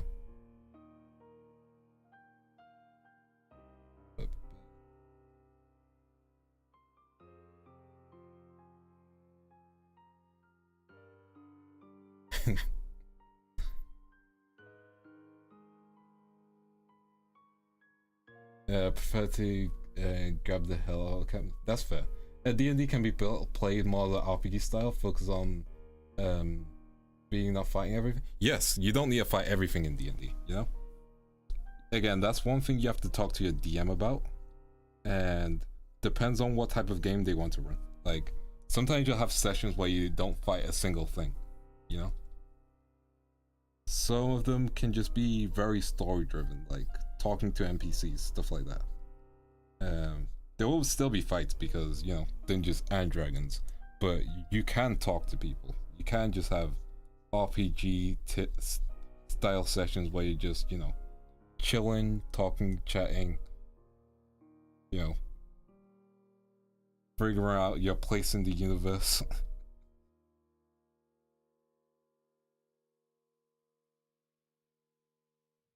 Stuff like that, you know? Yeah, like D&D can be anything.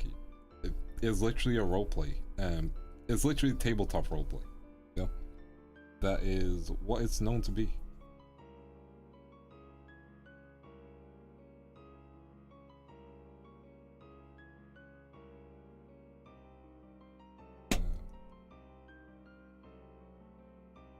Just get this.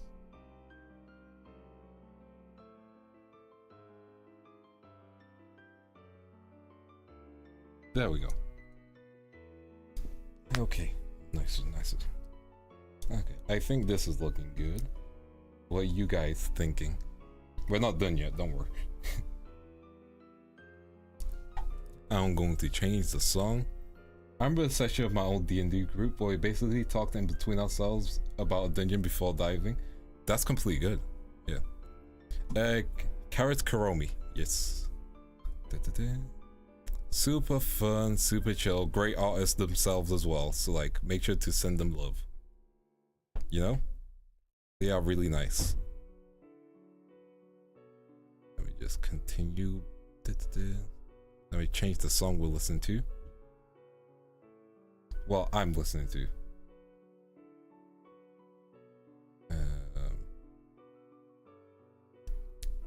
Who do I want to listen to for a bit? Finding a good artist can always be difficult. You know what? I'll listen to Idris Elba. Fun fact, Idris Elba makes music. It's weird, but he makes music. I voice them as normal people, but depends on like where I think the animal from. Like, do I want to give them an accent? Do I want them to be like more aggressive? Like, wait, I said your name? When?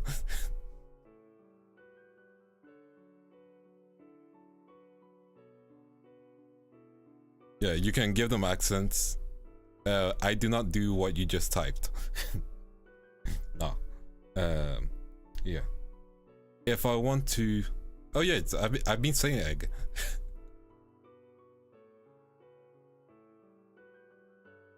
Yeah. Yeah, he does EDM. Like, Idris does a lot of EDM. Which... Yeah. A lot of EDM, a mix of stuff. I do not speak like that. You guys aren't going to get me to speak like that unless you send me money, and even then I think that's a waste of money.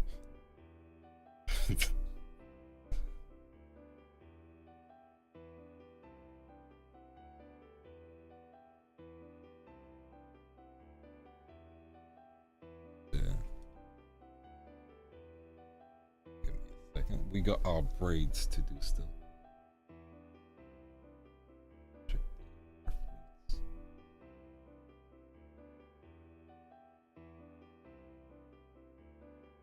Gotta make sure they kind of go slower. I mean, depends on how much you're gonna send me. But you know, $20 is $20. What's the reference to that?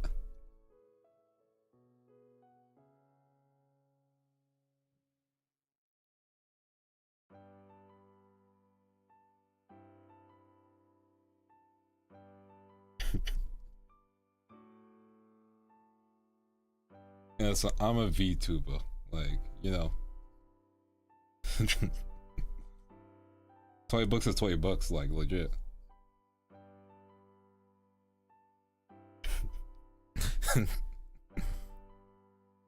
Rum Bros, there we go, yes. Now, your boy's a crocodile. Like, I got a big crocodile tail. Although if I were to pick any other animal, maybe I'll be like a wolf. Like, because, you know, I got that silver wolf, you know, vibe, energy. I think... Hey, what's this? Yeah. A big silver wolf, you know?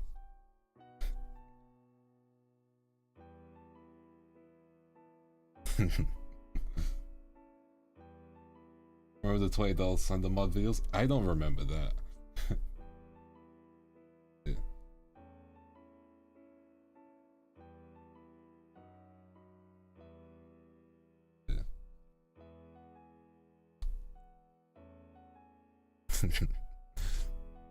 Yeah. Speaking of Idris Elba music, during old school EDM, a favorite. True. Again. Yeah, I don't think that's a wolf too. I'm just messing around.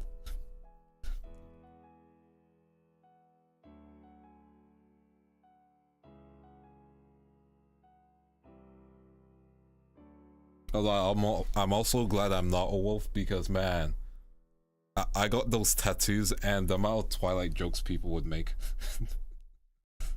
if I was, it ain't worth it.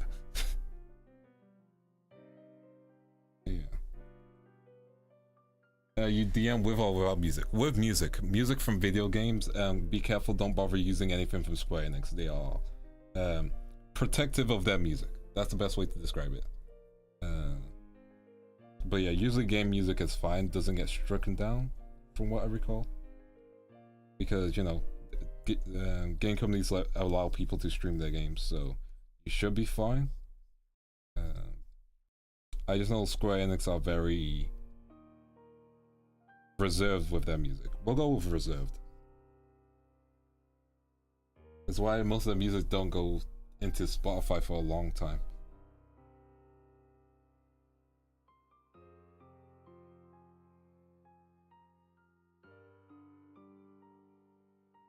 Second.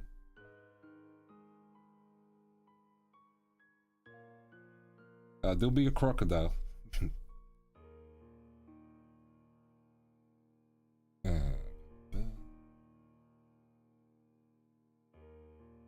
Braids are gonna be the death of me.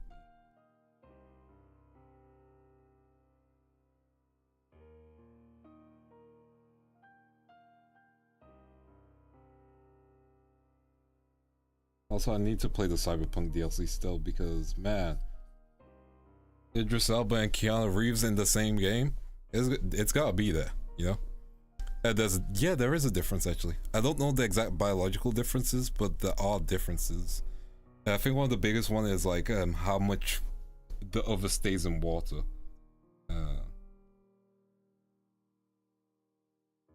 Also where they're located.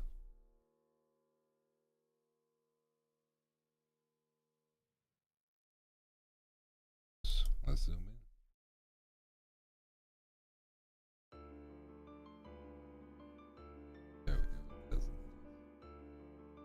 There we go.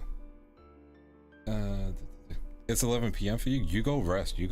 Thank you for coming to the stream. Oh, feel free to listen while this is in your bed or something. Like, don't worry about it. You can go rest. I have one of those, you know, narrator voices. And they don't have fair use of all? I feel like that's complicated, yeah. Can we see the tail? Nah, not for now. Maybe next time. I'm drawing, so I'm focused on that, so I can't share the tail.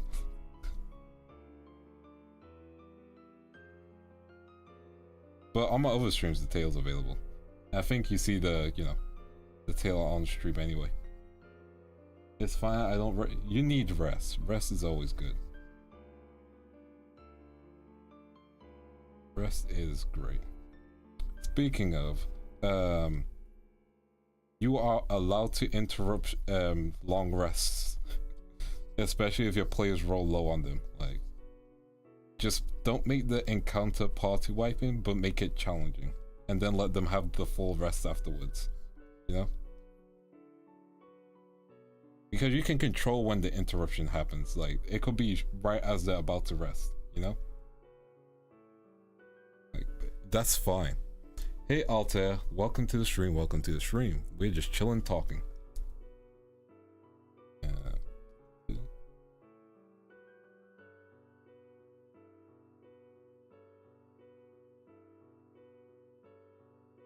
we go. I think that's fine. If we take this away now.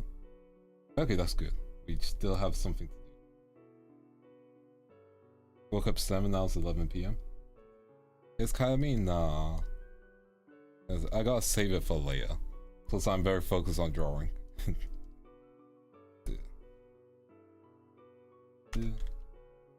Just gonna get carried away with the fireplace chat. Thank you very much. The art is of Carrot Karome, French frog VTuber. Go make sure to give them a like, follow, subscribe, whatever you do on YouTube. I don't even know these days. I know they just not got rid of the dislike button, but you can't see the dislike button. And if I quit, I'm pretty sure there'll be plenty of dislikes on my videos. I should probably check them later.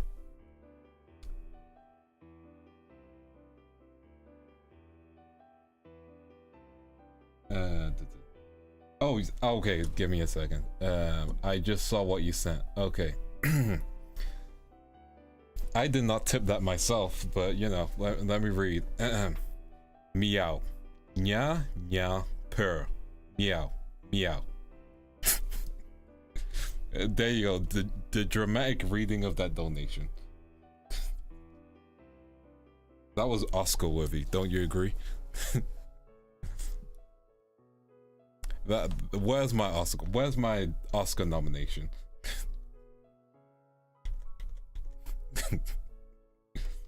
That's the type of reading you're gonna get from me, like very soulless.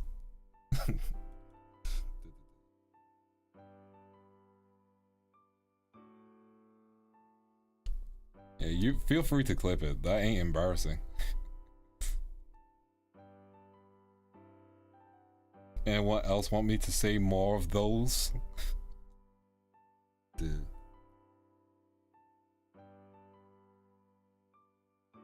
Just get me. Drawing straight lines is so... Well, it's not even a straight line I'm trying to draw. It's like a curved line. Maybe zooming out will help. Just try to draw a line. There we go, that should be it. Feel free to timestamp it, it's fine.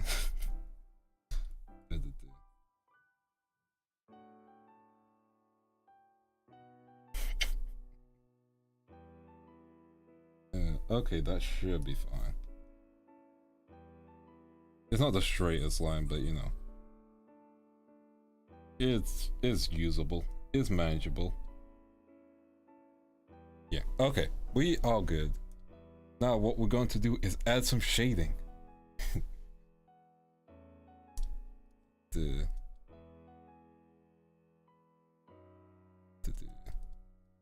Gonna get our shading in.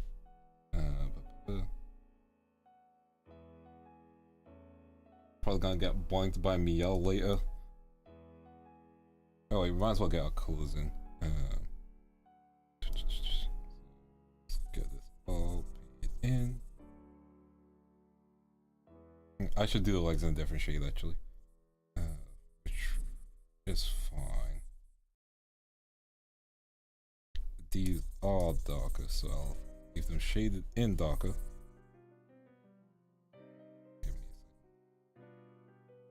With the bunny suit I'm referencing, it is darker, so it should be fine. And they have formal lessons. I had art class in high school, but like no formal training. A lot of my art is just been watching YouTubers art, taking inspiration from mangas and stuff. It's like it's a lot of I learned on the fly more than actual formal training. I kind of just like drew, you know? It's kind of like DMing for me. I just did it and I enjoyed it, so I kept doing it. So that's the connection between the two.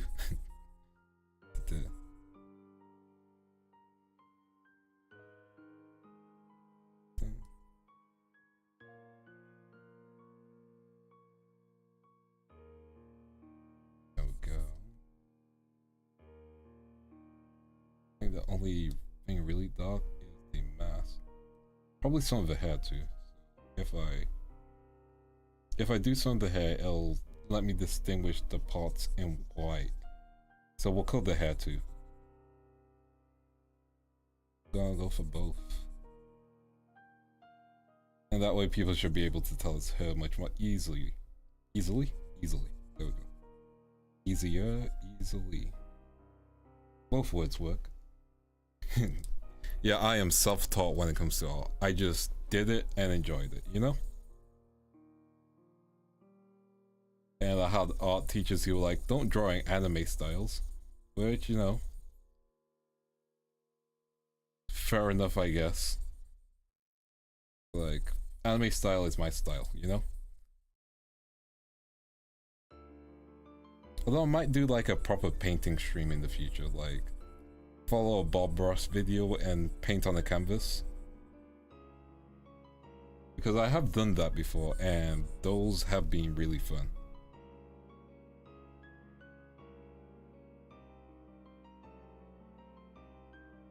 Now to do the hair.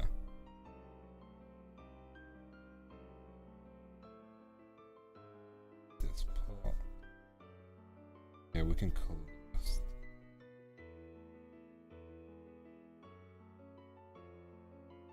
Painting I did not teach myself. Painting was taught in art class, but like I mainly did that in art class, and then years later I just had painting tools available and I thought might as well paint, which has gone down with mixed results. Sometimes I paint really well and sometimes it looks horrible, you know? Yeah, I hate how they had a heavy dislike for an art style. You can feel this. It's seriously like it was one of those things that almost basically forced me into giving up on art, in all honesty, because you know it was one of those things where it's like, oh, anime style isn't popular, there's no point in doing anime style, and it legitimately almost made me give up on art because it's like I can only draw in this style. This style is my style, you know? And I was drawing Dragon Ball characters with this style. Like, I was trying to draw Transformers in this style, you know? And then I took like a really massive long break from art. Yeah, and then I got back into it slowly but surely, in the best way possible. Got myself a drawing tablet, stuff like that. Like, the moment I was able to get money, I bought myself a drawing tablet. Although my first drawing tablet my brother bought me, which was nice. Because I think he had like a student grant or something, and he was able just to get items. And so he decided to get 2 drawing tablets for me. Well, 2 drawing tablets, one for himself and one for me. And so I had one of those drawing tablets which you have to look at the screen to see what you're drawing. Like if I did that now, it would not be the same because I need to look down when I'm drawing now. I've gotten so used to my extra screen.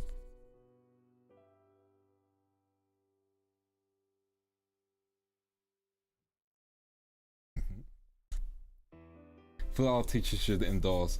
I think it's a big thing of like the people who mark art, you know, they don't consider it an artist thing, you know? They're very against it because they don't know how to mark it. Like, they can mark still life, they can mark abstract, which is weird, but they can mark it. They can't mark just, you know, anime because they don't get it, which is the best way to describe it in terms of marking.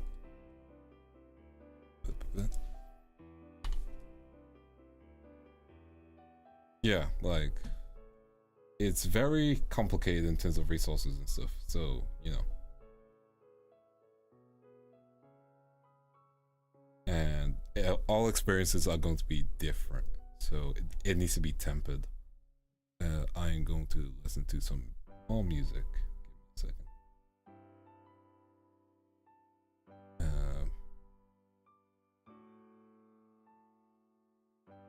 There we go. Change my song. Now I can focus on working on art.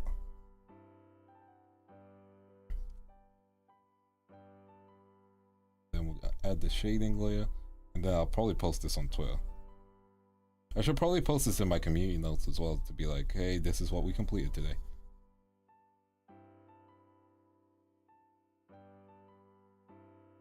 But yeah, like,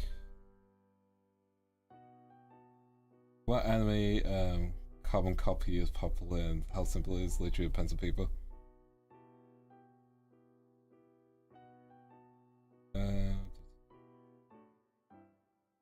You think that'll be the simple requirement to understanding it, but like, they want depth. They don't see anime art style as, you know, an art style. They see even lower than cartoons, you know? Which is crazy to think about. Because you'll see an anime, you'll see the amount of detail animation studios go through to draw something, and an art teacher at the time would go, this is just a cartoon. This is just a ripoff of all prestigious forms of animation. You know? And you have to keep in mind, House Moving Castle didn't come out at that time as well. So like, when House Moving Castle did come out, people's minds would change. Especially because I believe Disney released it at the time. Which made, you know, more bigwigs look at it and go, yeah, this is official. You know, if the House of Mouse endorses it, then I gotta endorse it.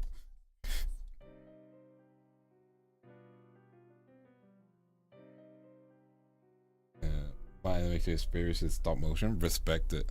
Stop motion is difficult and it requires a lot of timing and like precise movements, from what I recall. I mean, Western art styles prefer layers and colors with different thicknesses. True. I think in the end, like, as long as it's enjoyable, people understand what they're seeing, and they like what they're seeing, then it's all, you know?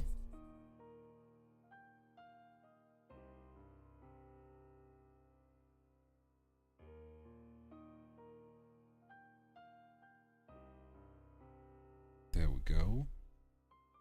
Get the rest of the hair colored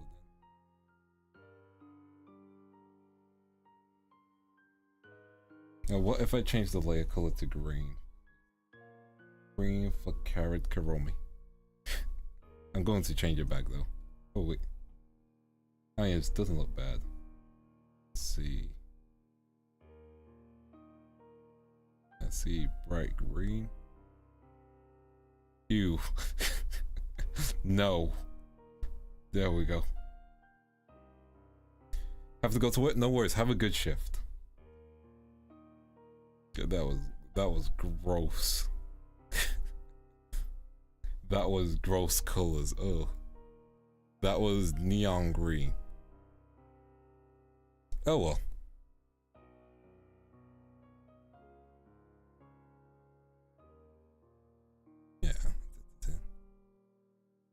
Another reason why I like anime style, which relates back to D&D, is like you can turn your characters like art. You can draw quicker, at least in my opinion, when it's in a D&D style.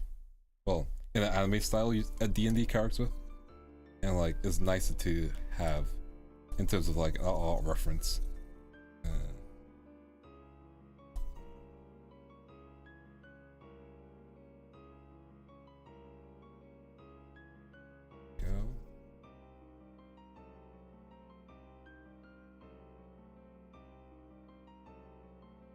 Yeah, stop motion is a different. It's like I think Wallace and Gromit is stop motion, isn't it?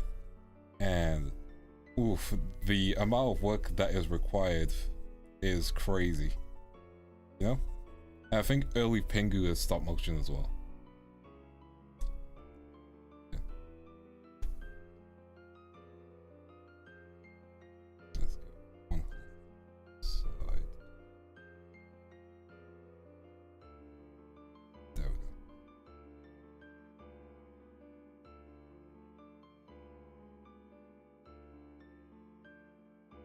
There we go.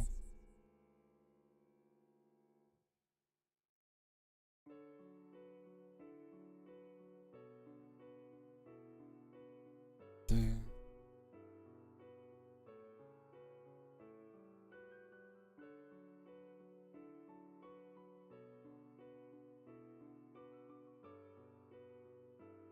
There we go. That's the start of our shading, which is nice. Yeah, oh yeah, early Bob the Builder was also stop motion. Crazy.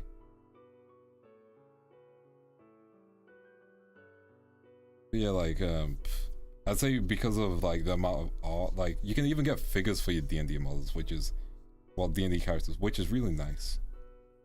Yeah. But I'm going on so many tangents. Running a campaign, setting, which is important.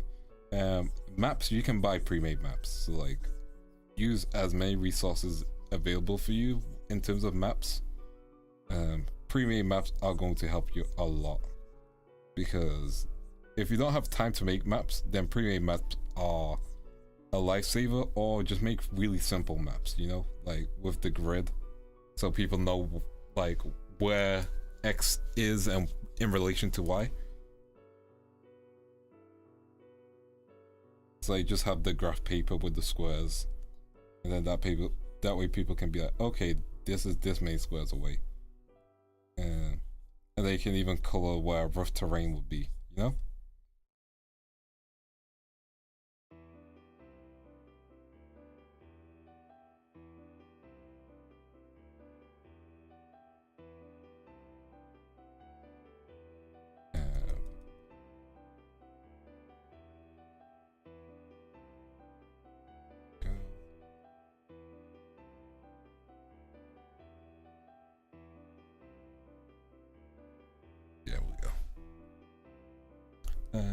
I do Blender. I know there's a C geometry system now, so I wonder if you can make randomized math space on it.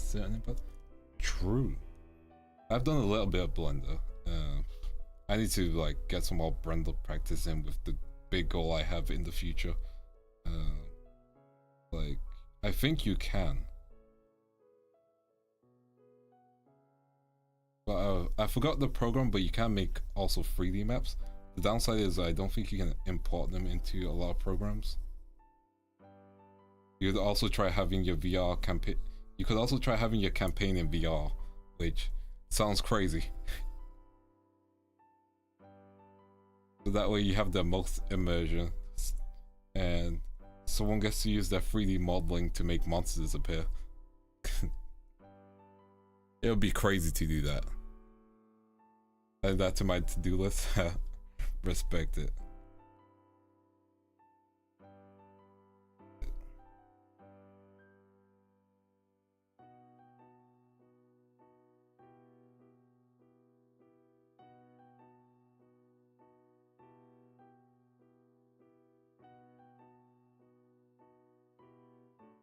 There we go.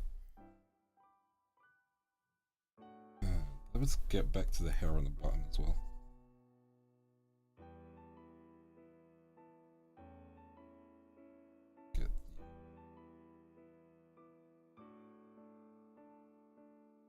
some of the shading on the braid sorted.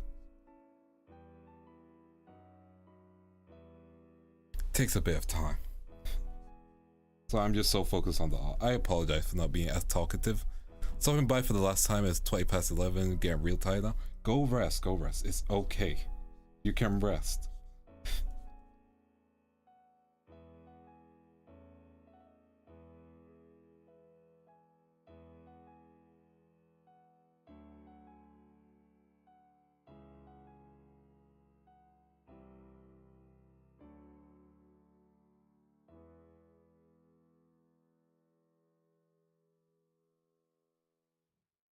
It's fine.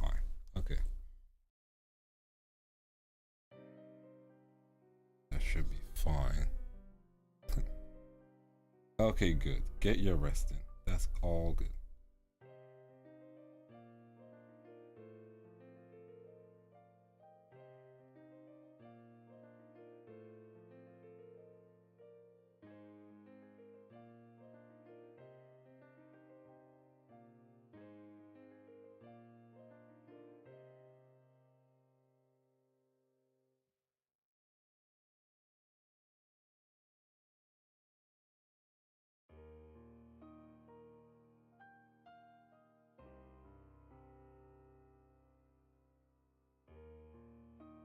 Have a good night. Get some good rest in, and hopefully you have a good day tomorrow. Tomorrow's my day off, so don't expect a stream from me.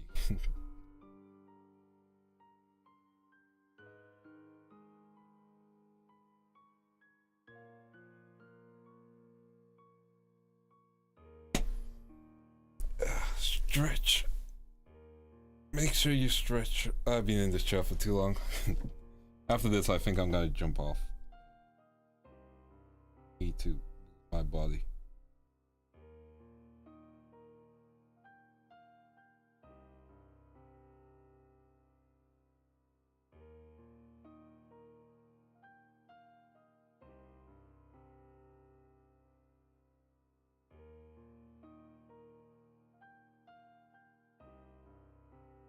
I think that works now.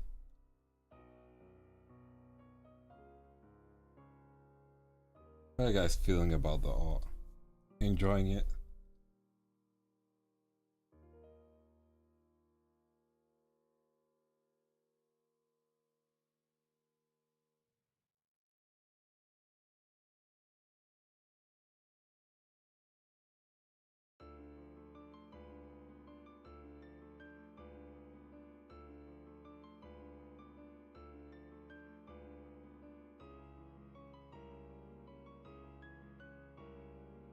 I think that's all right.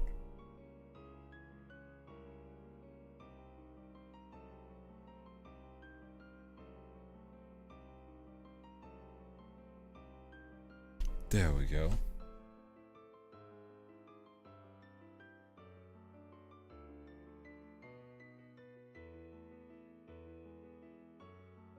The Five Bros, cool to see. Nice. I'm glad you're enjoying it. I just gotta go through the hair. And I'll probably just be quick with it. Not super detailed, but like, oh, chill.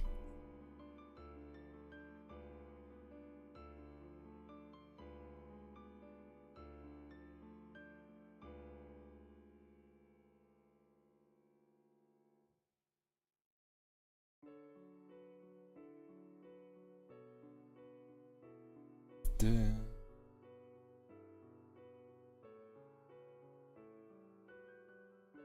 I'm gonna try and draw my mascot next week. I do have a date for it, but it'll be on my schedule since I can't remember it currently. And that's gonna be a fun stream. Like, I'll be taking advice, taking your guys' inputs, suggestions, stuff like that.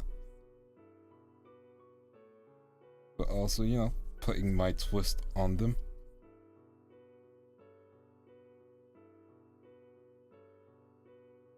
And then if it's really good, then I can just probably go get it commissioned. Yes. Thank you, thank you. Yeah, getting a mascot would be nice for you guys. Well, like, is it a mascot if it's like a fan look for you guys? I'm not sure what the term is, but like, you know, your fan design.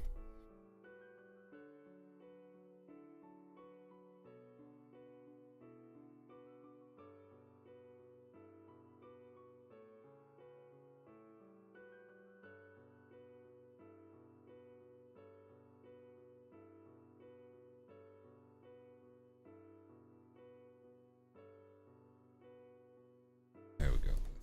We're chilling. Give me a second. I need to hydrate. There we go. Hope you don't mind the drinking. I just got glass.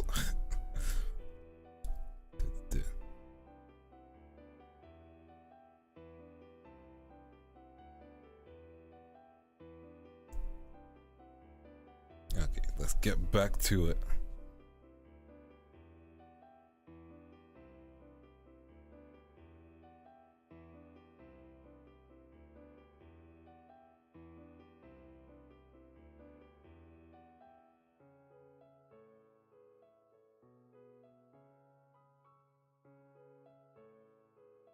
Go. Like I said, you remind me of being in a session with ill garbage and chill. What we called Vandals. That is the fan name I had for you guys.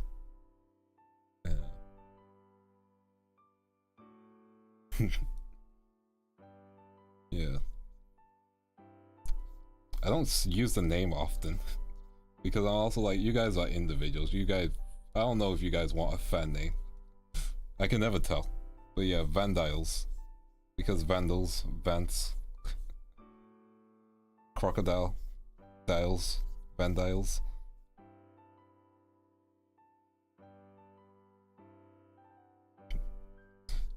Hopefully you guys enjoy the name.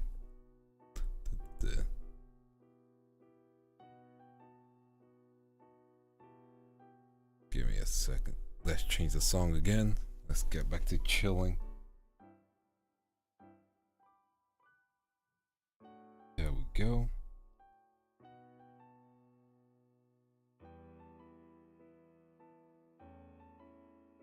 So today is can I imagine Maxi Jazz ever streamed this? I forget who that is, but I'm gonna take it as a compliment. Listen, I'm chill vibes all the time, honestly. Like, there are several in my gen who's got like really strong energy, you know, like really strong energy, and I'm the chill one, you know.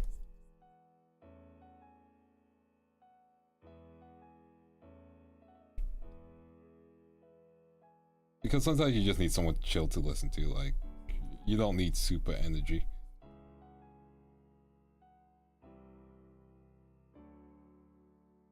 Oh, gotcha.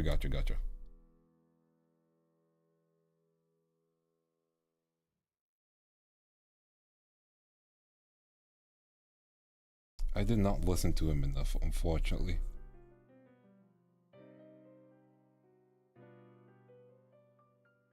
Go.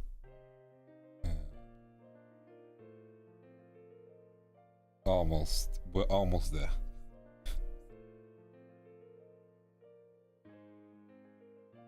Her hair is so complicated. In the best but also the worst way, you know? Like, I enjoy it. But also, man, I have to draw this. This is what I'm working with. But I did say I'll draw in a bunny suit, so I'm doing it, you know? I commit to what I say. I'm not gonna give her a do-rag. It would be funny though.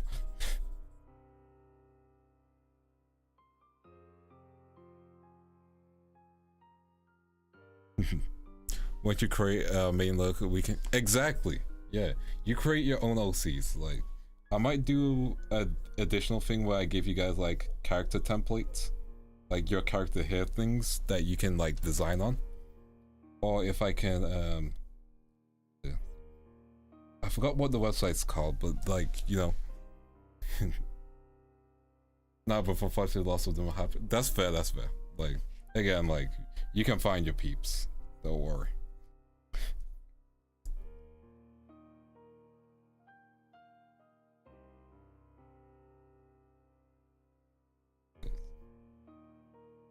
Okay. But yeah, I might make a template for you guys to like sketch yourself on, which will be nice. There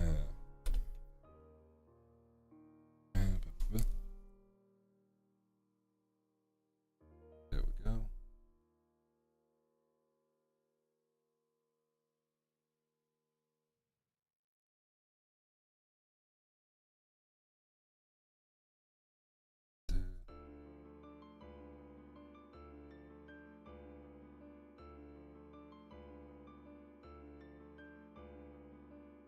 That should be alright.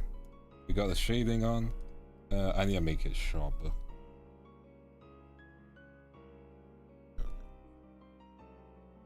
I like the sharp look.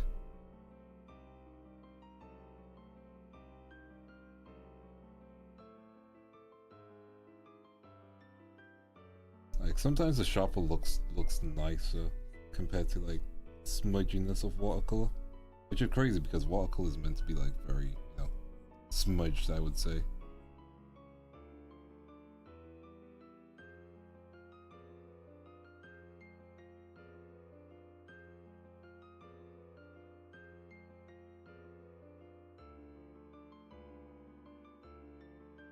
There we go. Yeah, it'll be a fun stream designing you guys. And then we'll see if you guys use it. If not, it's all good. And then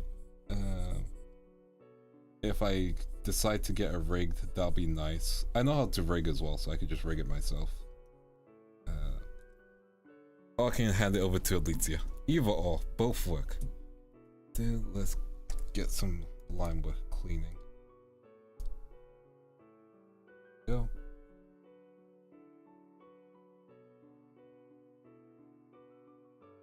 Also filling.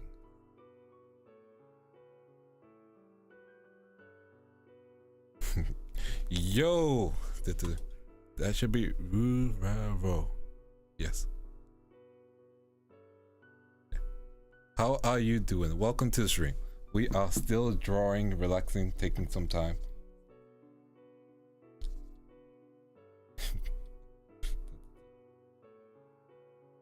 I hope you are doing well today.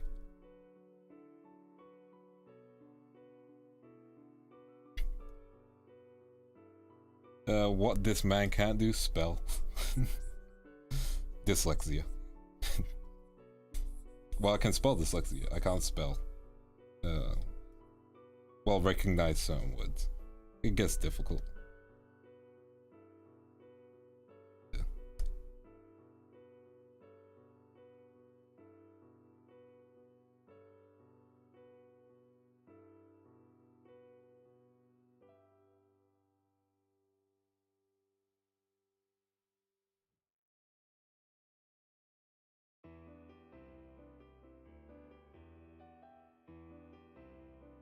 Okay, we should be good.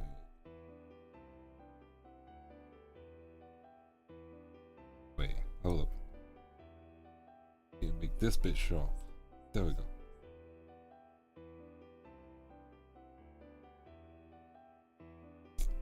Okay, this should be recognizable as Card Karomi. Should be, that's the big question. I might lighten this from 40 to like 30. Yeah, 35. There we go. Going to work? No problem. I hope you have a good day. Yes? You make sure to take it easy afterwards. Alright, the black color looks good. Let's try green again, but like, not too pale. Maybe. Let's not worry about it though. I think the blue is nice.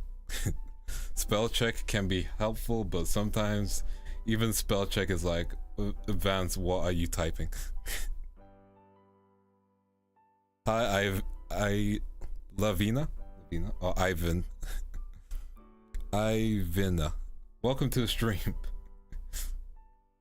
Yes. Card Kiromi, I think that should be good. You know? I think we've got her across. You guys can recognize this carrot, hopefully. If I take the color off, maybe that works better. Which works better, dark or colored? Vanilla, no worries. Welcome to the stream, Vanilla. Yeah. I think both work either way. Also, does carrot have a mouth pierce? That's always the question I have. She might not, actually. Let's not worry about it. I think we're done though. So yeah. We got a lot finished. Well, I like to say we got a lot finished. I think we did really well. I'm going to find someone for us to raid, so let's get that set up. Who can we redirect to?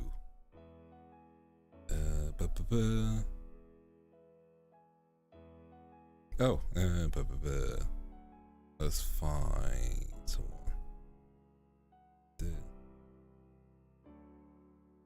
I know Bunny streaming. We'll go over Bunny. Hey, Spectra. No problem. Also, Spectra, I realized. Okay, slight tangent on not Trails of Skull Steel. It's the first one. Tales of the Sky. You know, first one. Okay, slight tangent. Yeah. I gotta say this. Okay. So it took me a minute while playing it. Tales of the Sky. There we go. Took me a minute while playing it. Our MC, sorry, I'm trying to remember her name because like I haven't been able to continue it. Estella. I was playing it. I was like, Estella's very, you know, unique in design. And then like, I stop. I think, and then I'm like, wait, someone else has twin tails. Hold up. And then I'm like, I look at your design. Then Estella, then back to your design, then Estelle. And like, wait, you both had twin tails. Is that on purpose? Yeah. Like, was that on purpose?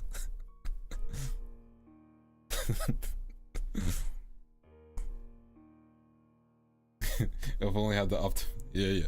No, I was just wondering with the hairstyle. I was just like, wait. Was that on purpose? If so, respect it. If not, funny coincidence. I'm just saying, funny coincidence. Okay, let's go raid. We'll go raid now. So, we gonna raid. We are going to raid. Bonnie. So let's switch it over to our ending soon screen. Yeah.